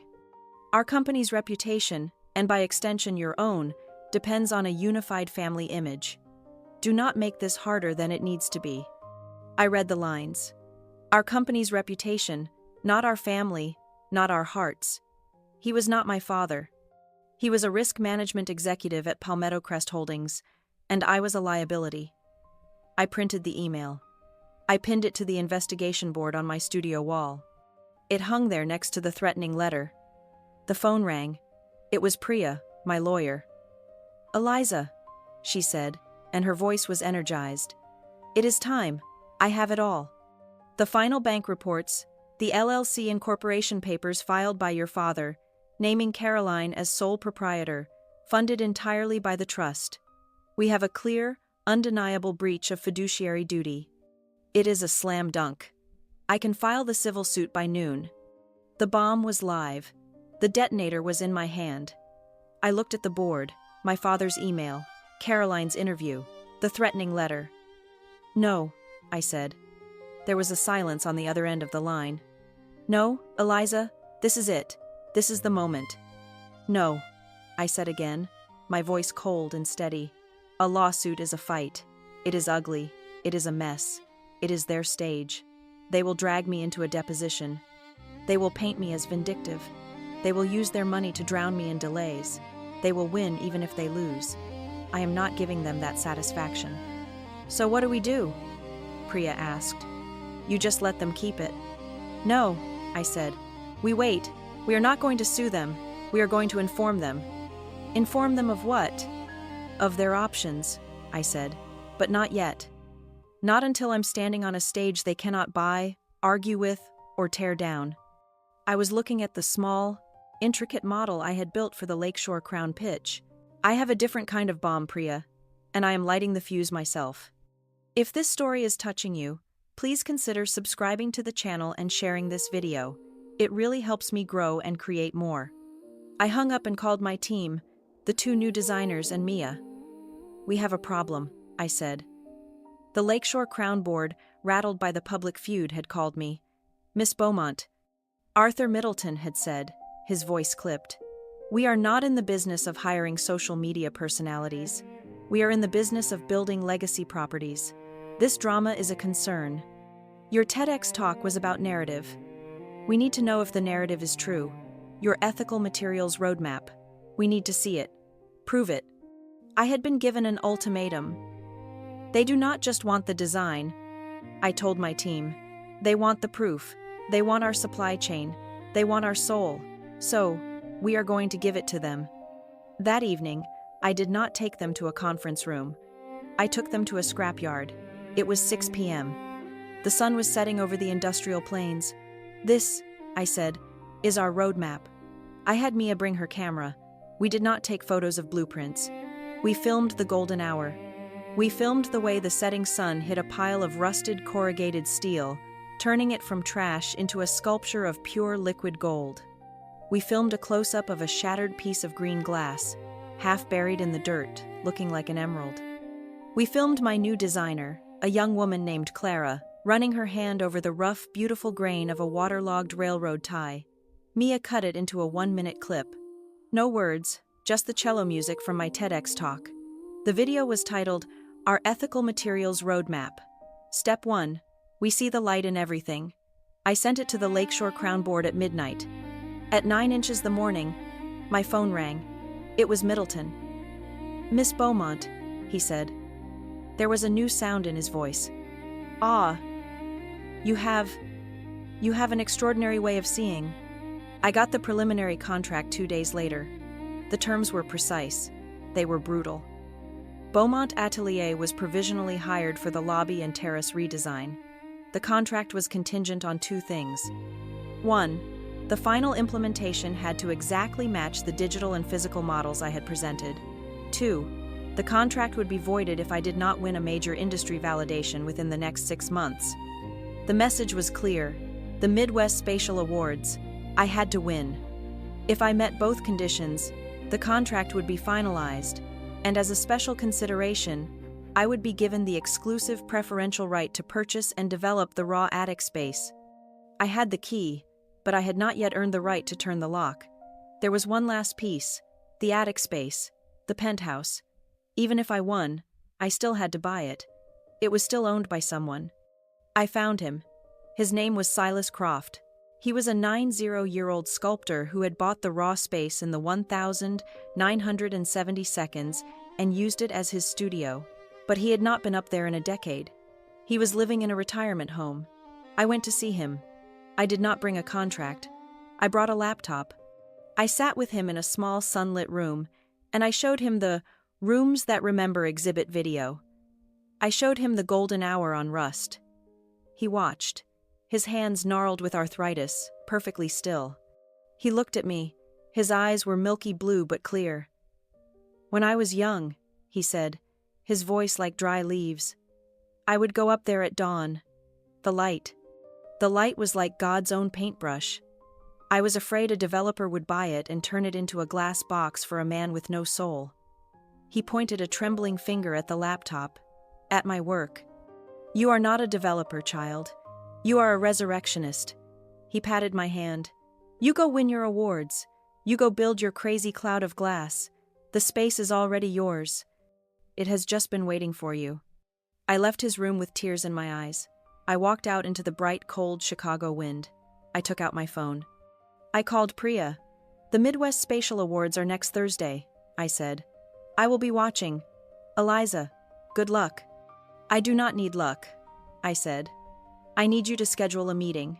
I want to book a conference room at your firm for Friday morning, the day after the awards. For who? For my family, I said. I am sending them an invitation. It is time for them to finally see my work. The night of the Midwest Spatial Awards was a performance in itself. The entire event was held in a restored symphony hall, and the stage was bathed in a light so white and intense it looked like a river. It poured over the edges of the stage and flooded the first few rows, making the air itself seem thick and charged. I was sitting at a table with Sylvia and my small team, Mia, and my 2 designers. I was wearing a simple structural black dress I had bought at a thrift store and re-sewn myself. My hands were perfectly unnervingly still in my lap. We were in the final biggest category, Best Experiential Space. I was up against the two firms that were also pitching for Lakeshore Crown. Their presentations were first. They were slick, multi-million-dollar affairs. They showed animations of gleaming futuristic lobbies, all glass and steel and imported Italian marble. They talked about disruptive luxury and seamless integration. Their budgets were staggering. Their designs were cold, perfect, and utterly soulless. The audience, a sea of black ties and architectural glasses, applauded politely. Then it was my turn. And from Beaumont Atelier, presenting Rooms That Remember, Eliza Beaumont. I walked from the darkness of the audience into the white river of light. I felt it hot and blinding on my face. I stood at the podium. There was no animation on the massive screen behind me, just a single high-resolution photograph, a close-up of the charred church pew from my exhibit. "We are told," I began, my voice clear and amplified, echoing in the vast silent hall, "that good design is about hiding the flaws. It is about seamlessness. It is about perfection. I am here to tell you that this is a lie." I clicked the remote. The screen changed. A photo of the chandelier I had made from broken river-bottom glass. We are a culture obsessed with newness. We throw away our stories. We discard our histories. We sand away the patina. We paint over the memory. We shatter things and leave them for the next generation to clean up. We build shiny, empty rooms and call it luxury. My work, I said, is not about newness. It is about resurrection. I clicked again. The screen showed the model for the Lakeshore Crown lobby, my cloud of light. "This," I said, my voice gaining strength, "is a constellation of 1,000 pieces of broken reclaimed glass, each piece collected from demolition sites, from scrapyards, from the curbs of our city. Each piece was once sharp and dangerous and forgotten." I moved out from behind the podium, walking into the center of the light, feeling the eyes of the judges, the eyes of Arthur Middleton from Lakeshore Crown, who I knew was in the third row. We did not just glue them back together. We did not hide the breaks. We honored them. We have suspended each one, giving each individual shattered piece its own place, its own light. Together they form a new sky. Together they catch the light from the lake, and they do not just reflect it. They transform it. They create a space that tells you without a single word that everything broken can be gathered, that everything discarded has value, that every story deserves to be held in the light. I looked out, my eyes scanning the dark. My design philosophy is simple. You do not build a beautiful house by pretending the world is not messy. You build it by taking the messy, broken, forgotten pieces and making them the goddamn stars. I clicked one last time. The screen went black, save for 2 words: Beaumont Atelier. "I am not here to sell you a seamless, perfect, empty room," I said, my voice dropping, but carrying through the silence. "I am here to offer you a space that remembers, a space that heals. I am here to offer you a house built on my side of the shore, a house that is not afraid of the truth." I did not mention my family. I did not mention Charleston. I did not have to. My work had said it all. The room was completely, utterly still. Then the host's voice boomed again. "Thank you, Miss Beaumont. We will now begin the live audience-wide vote for the grand prize, which will be factored with the judges' scores. Please, everyone, take out your phones." A murmur rippled through the hall. People looked down. Phones, which had been respectfully hidden, emerged, their small blue-white screens illuminating hundreds of faces in the dark. And then, a strange new energy entered the room. It started in the back, a few whispers, a phone being passed between 2 people at a table, a low, sharp gasp. I, standing on the stage, waiting to be dismissed, saw it happen. It was a ripple. People were not just voting. They were searching. They were clicking. The buzz of my name, the TEDx talk, my exhibit. It had all created a perfect critical mass of online attention. Mia at my table was suddenly pale, her own phone in her hand. She looked up at me, her eyes wide with a kind of terrified awe. A gossip blogger, one who had been following the Caroline drama, had been live tweeting the awards, seeing my name, seeing me on stage for the final public vote. She had decided in that exact moment to drop her bomb. The tweet read, "As Eliza Beaumont goes for the big win, let's remember the family tragedy she's selling. Here's her sister, lifestyle guru Caroline Beaumont. A few years ago. You tell me who's dramatic." Attached was a video clip. It was old. It was grainy. From an Instagram story, long since deleted, but saved by someone. It was Caroline at what looked like a college party. She was laughing, holding up a birthday cake that clearly had someone else's name on it. "It's not even my birthday." Ha. She was slurring, laughing to the camera. "But I mean, when the spotlight is there, you just take it, right? Who cares? Anyone can borrow a birthday." The tweet was being shared. The link was flying around the room. The whispering in the auditorium was not the sound of gossip. It was not a prurient, excited buzz. It was the sound of 1,000 people collectively understanding. It was the sound of 1,000 puzzle pieces snapping into place. It was the sound of self-reflection. They had just heard my speech about honoring the broken pieces and a house not afraid of the truth. And now in their hands they held the shard of glass that proved I was not speaking in metaphor. The room grew intensely, profoundly silent. The host, unaware, cleared his throat. "Please cast your final votes." All eyes were on me, the judges, my competitors, Arthur Middleton. They were all staring, not with pity, not with accusation, with understanding. I did not look at my phone. I did not look at Mia. I did not look at the screen. I looked at the judge's table, at the white river of light at my feet. And then I simply bowed my head, a slow, graceful gesture. "Thank you," I said, my voice clear, and I walked off the stage. The 10 minutes that followed were the longest of my life. I was back at my table. Sylvia put her hand briefly on my forearm. It was the first time she had ever voluntarily touched me. The lights came up.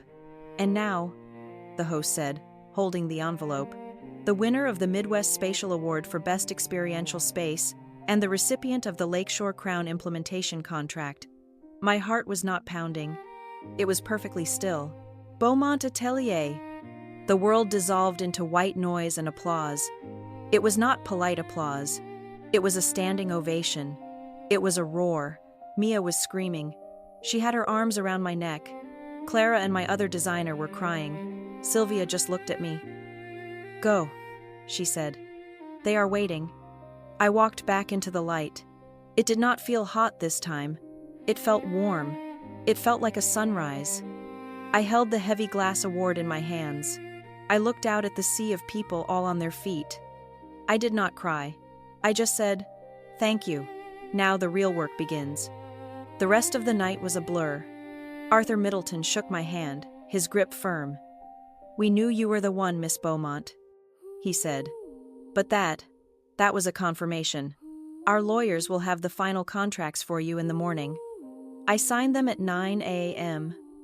The next day, the contract for the largest project of my life, and the deed, the preferential right to purchase, the keys to the raw, leaking beautiful attic.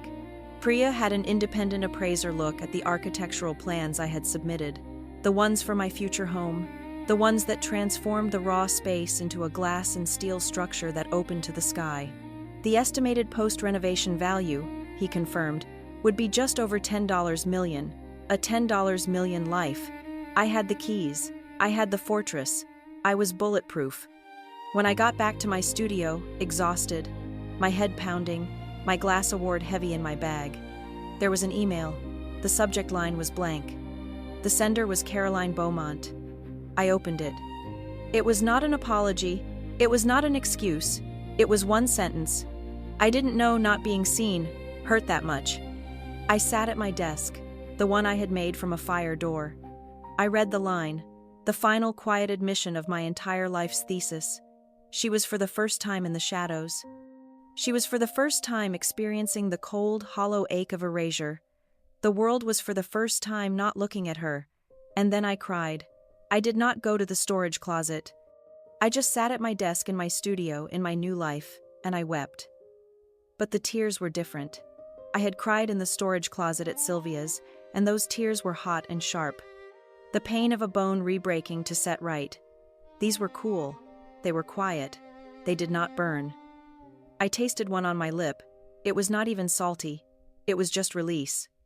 It was the long, slow exhale I had been holding in for my entire life.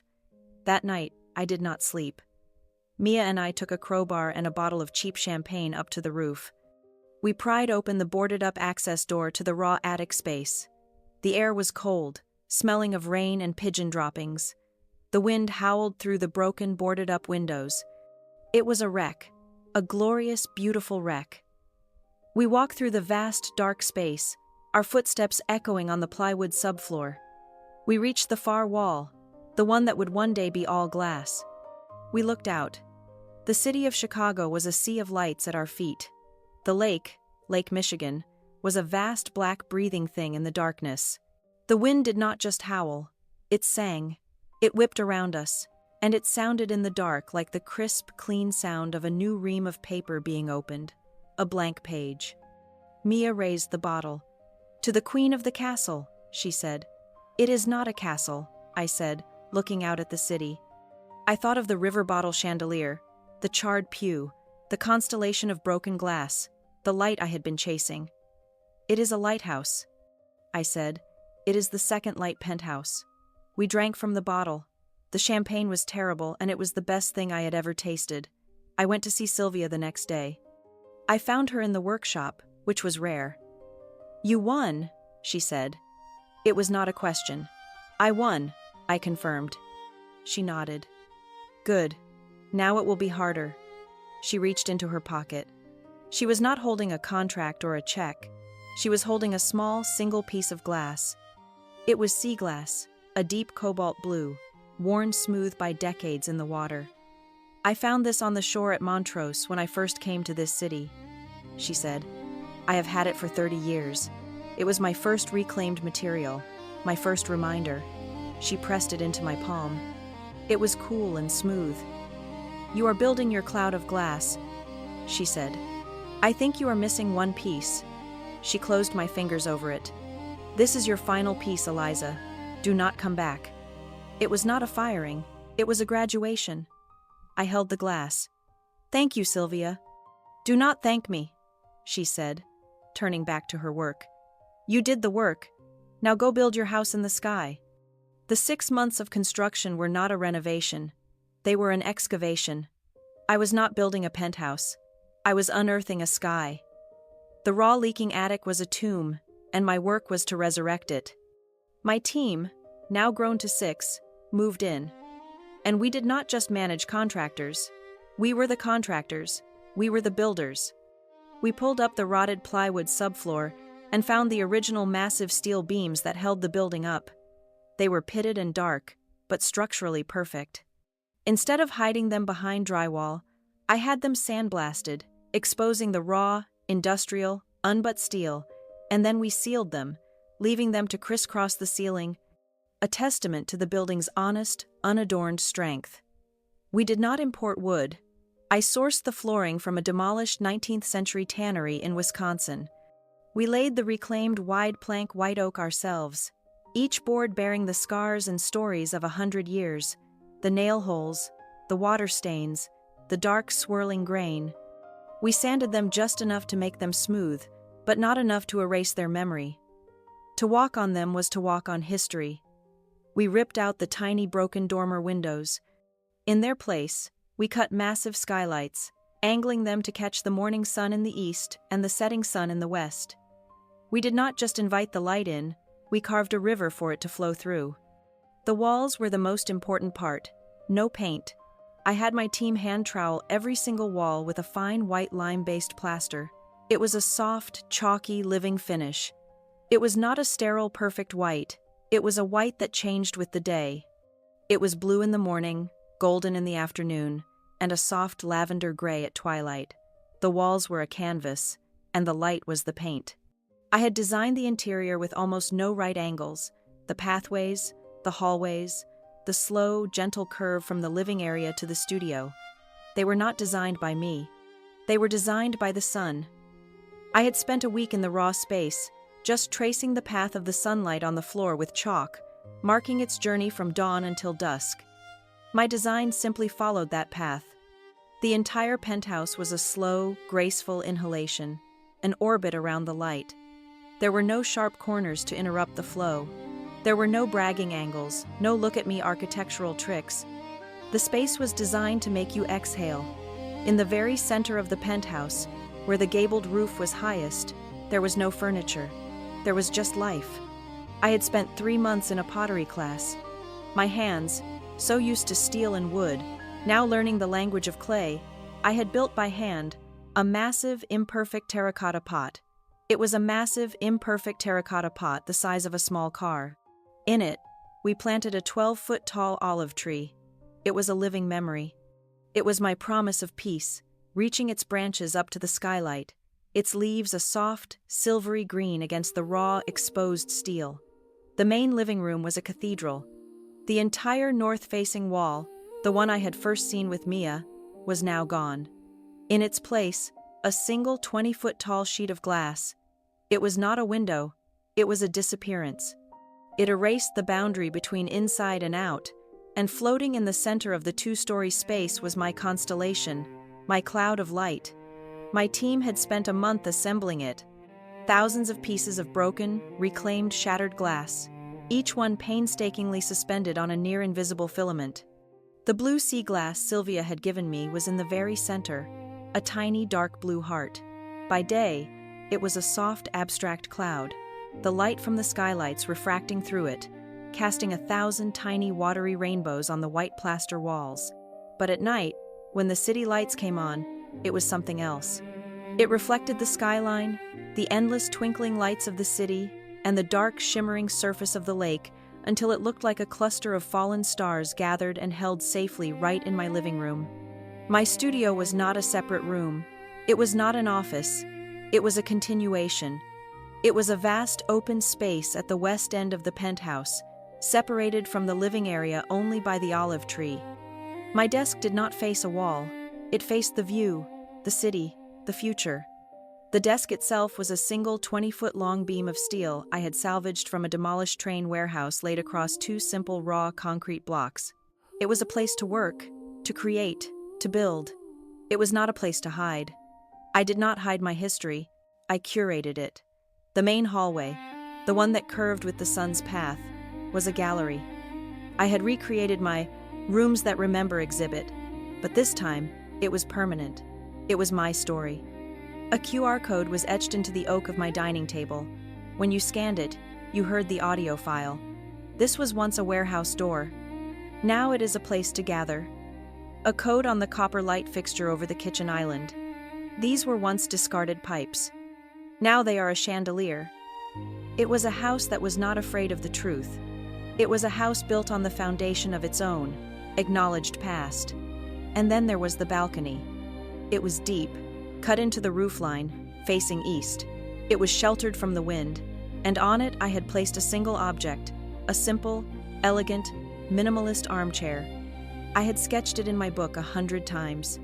I went out there that first morning before the sun came up. I sat in the chair. I held a hot cup of coffee, my hands wrapped around the warm ceramic.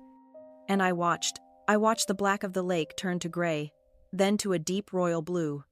I watched the first tentative sliver of orange crack the horizon. I watched the light pour over the edge of the world and hit my face. The sketch I had drawn on a vibrating, fogged-up bus window, my finger tracing a promise in the condensation, was now my reality. I was sitting in the room I had drawn.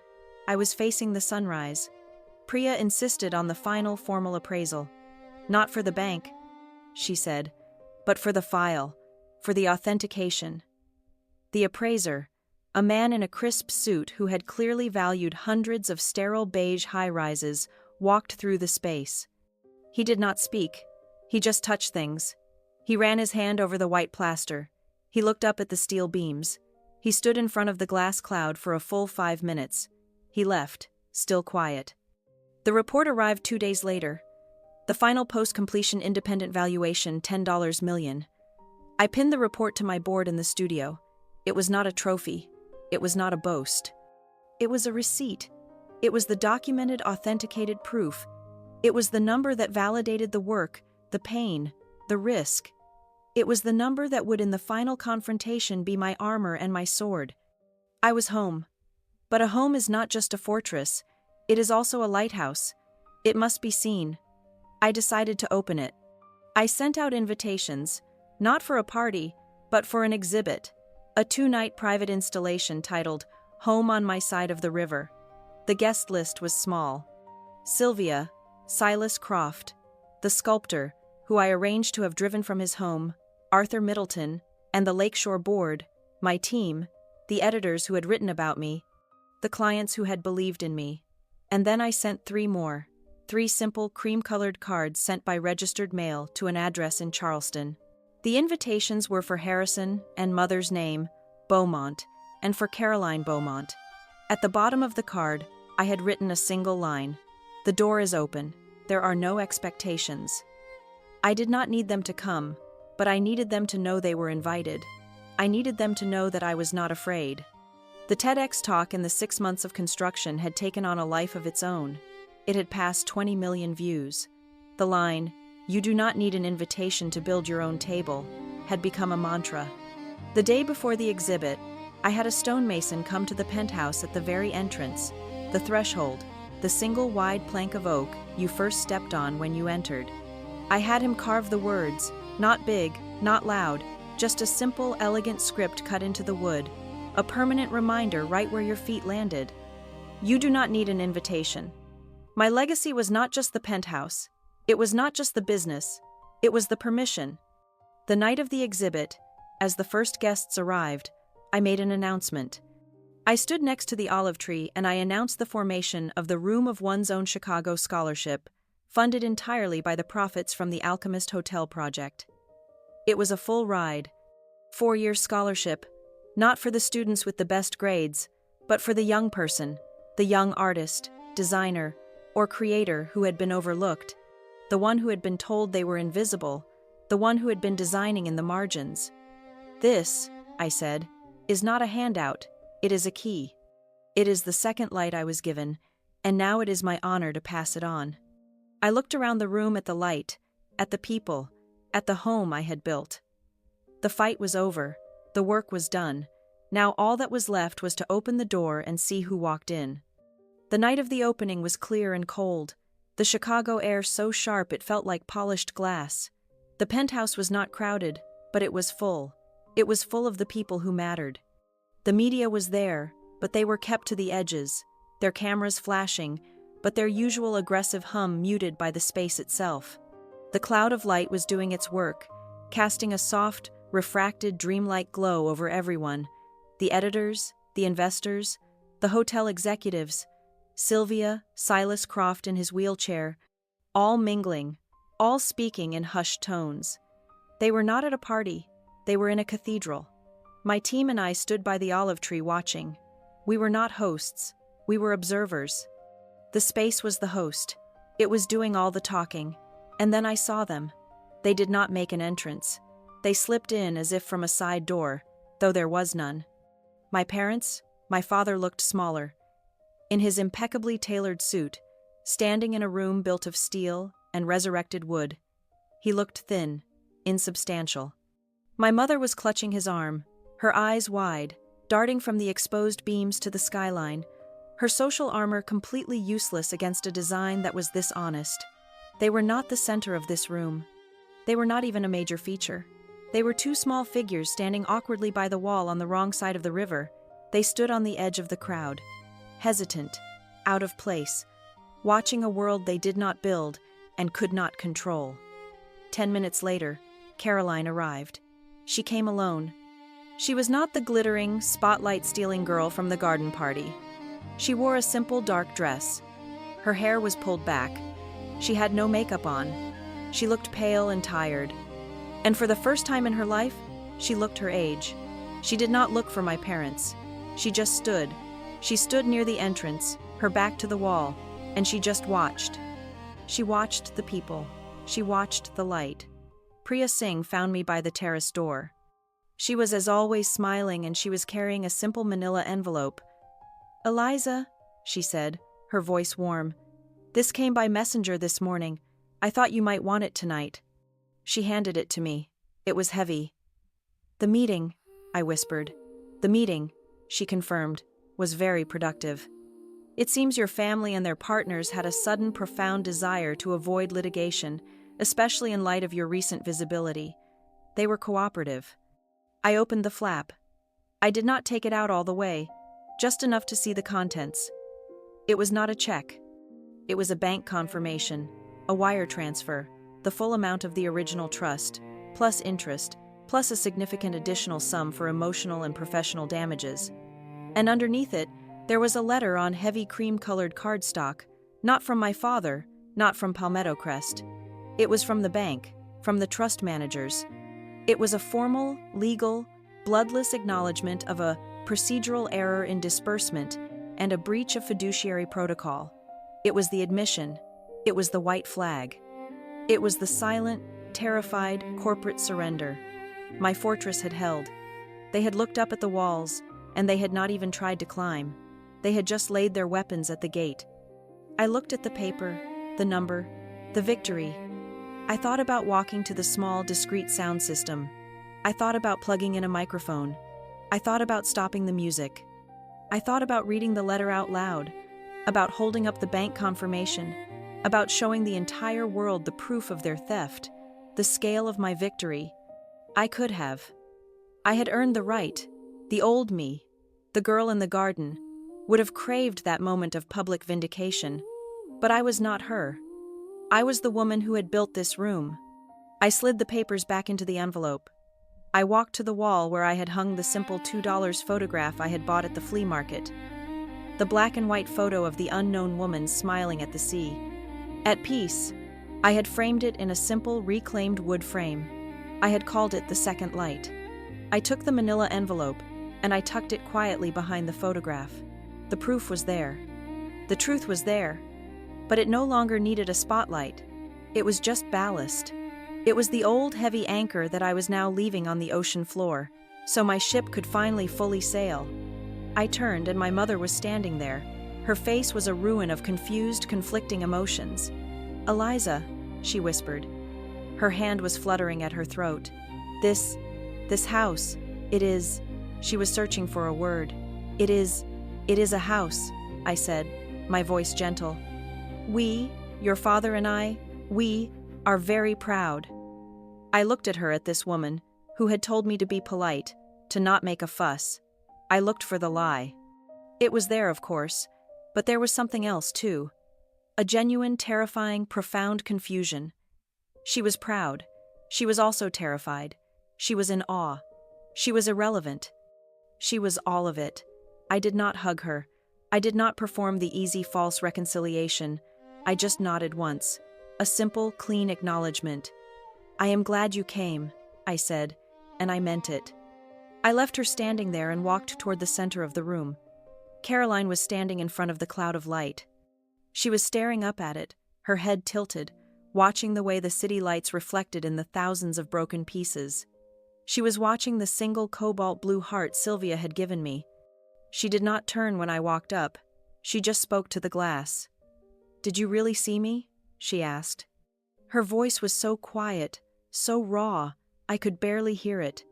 "Back then, did you even see me, or were you just looking at the spotlight?" I stood next to her. We were two sisters looking at a constellation of broken things. "I saw you, Caroline," I said, and the honesty of it surprised me. I saw all of it. I saw the girl who was terrified that if the light ever moved off her, even for a second, she would disappear. She flinched. She finally turned, her eyes for the first time meeting mine. They were red. "It hurts," she whispered. "What you said, about being invisible. I did not know it hurt like this." "I know," I said. A tear rolled down her cheek. Are you going to get revenge? Are you going to destroy us?" I looked at her. The girl who had worn my birthday. The girl who had cashed the check from my stolen future. The girl who had, in her own desperate, shallow way, been just as trapped as I was. And I felt nothing, not anger, not pity, just distance. "Caroline," I said, "I did not build this house to get revenge on you." I gestured to the room, to the light, to the sky. "I built it so I would never have to think about you again." "I did not build this house to get revenge on you," I said. I gestured to the room, to the light, to the sky. I did not build it to destroy you. I built it to survive you, and I have. I let the words hang. Then I said, I saw you enough not to get revenge. I left her by the cloud. I walked to the far side of the penthouse to a part of the studio that had been hidden by a simple white plaster screen. May I have your attention, please? The room quieted. My voice for the first time echoed in the space. I slid the screen away. Behind it was a small, perfect 8 feet by 8 feet cube. It was made entirely of translucent white glass. It was lit from within, a single, pure white light. It was a room of pure light. This, I said, is the room with the light on. This is the heart of the house. I opened the glass door. Inside, there was no furniture. There was no art. There was just a simple concrete pedestal. On top of the pedestal, framed under glass, was a single faded, creased piece of paper. It was a scanned, preserved image of the sketch I had made on the bus window, the drawing of the single chair facing the sunrise, and on the concrete base of the pedestal itself, carved just as it was at the entrance, were the words, "You do not need an invitation." I turned back to the room, to my parents standing in the shadows, to Caroline, weeping silently by the constellation, to Sylvia, who was smiling, a real actual smile, to Arthur Middleton and the investors and the media. In my old house, I said, my voice steady, the lights were used to celebrate one person and to erase another. This house is different. In this house, the light is for everyone. It is not a spotlight, it is a utility. It is here to show you that you are here, that you are seen, that you are solid. I gestured to the small, bright room. I invite you, I said, to step in, to see for yourselves. There was no speech, there was no performance, just an open door. Silas Croft, the old sculptor, was the first one in, his wheelchair guided by his aide. He went into the white light and he just looked. Then Sylvia, then Mia, then slowly, everyone. My parents and Caroline stayed where they were. They all stepped into the cube of light, and in that pure white equalizing glow, there were no investors, there were no editors, there were no designers. There were just people, their faces, all of them reflected equally. The space was doing the work. It was saying the final true thing. Everyone who enters here is seen. When the room was quiet again, when the last person had stepped out, Arthur Middleton walked over to me. He was holding something in his hand. It was not a contract. It was not a trophy. It was a single, heavy, beautifully crafted key. A key of polished dark steel. "Miss Beaumont," he said, his voice thick. "The board of Lakeshore Crown asked me to give you this. This is the official key of ownership. The penthouse is formally, and with our deepest admiration, yours." He placed it in my hand. It was heavy. It was real. I closed my fingers around the cool metal. I stood there in the center of the home I had built. I looked past the cloud of light, past the olive tree, past the reflection of the people in the room. I looked out the massive single-pane window at the city that had been my sanctuary. The millions of lights. The endless, dark, promising lake. The knot. The one that had been tied in my stomach since I was a child. The one I had carried on the bus. The one I had felt tightened with every new betrayal. It was finally gone. It had not been untied with an explosion. It had not been cut with a knife. It had quite simply been dissolved.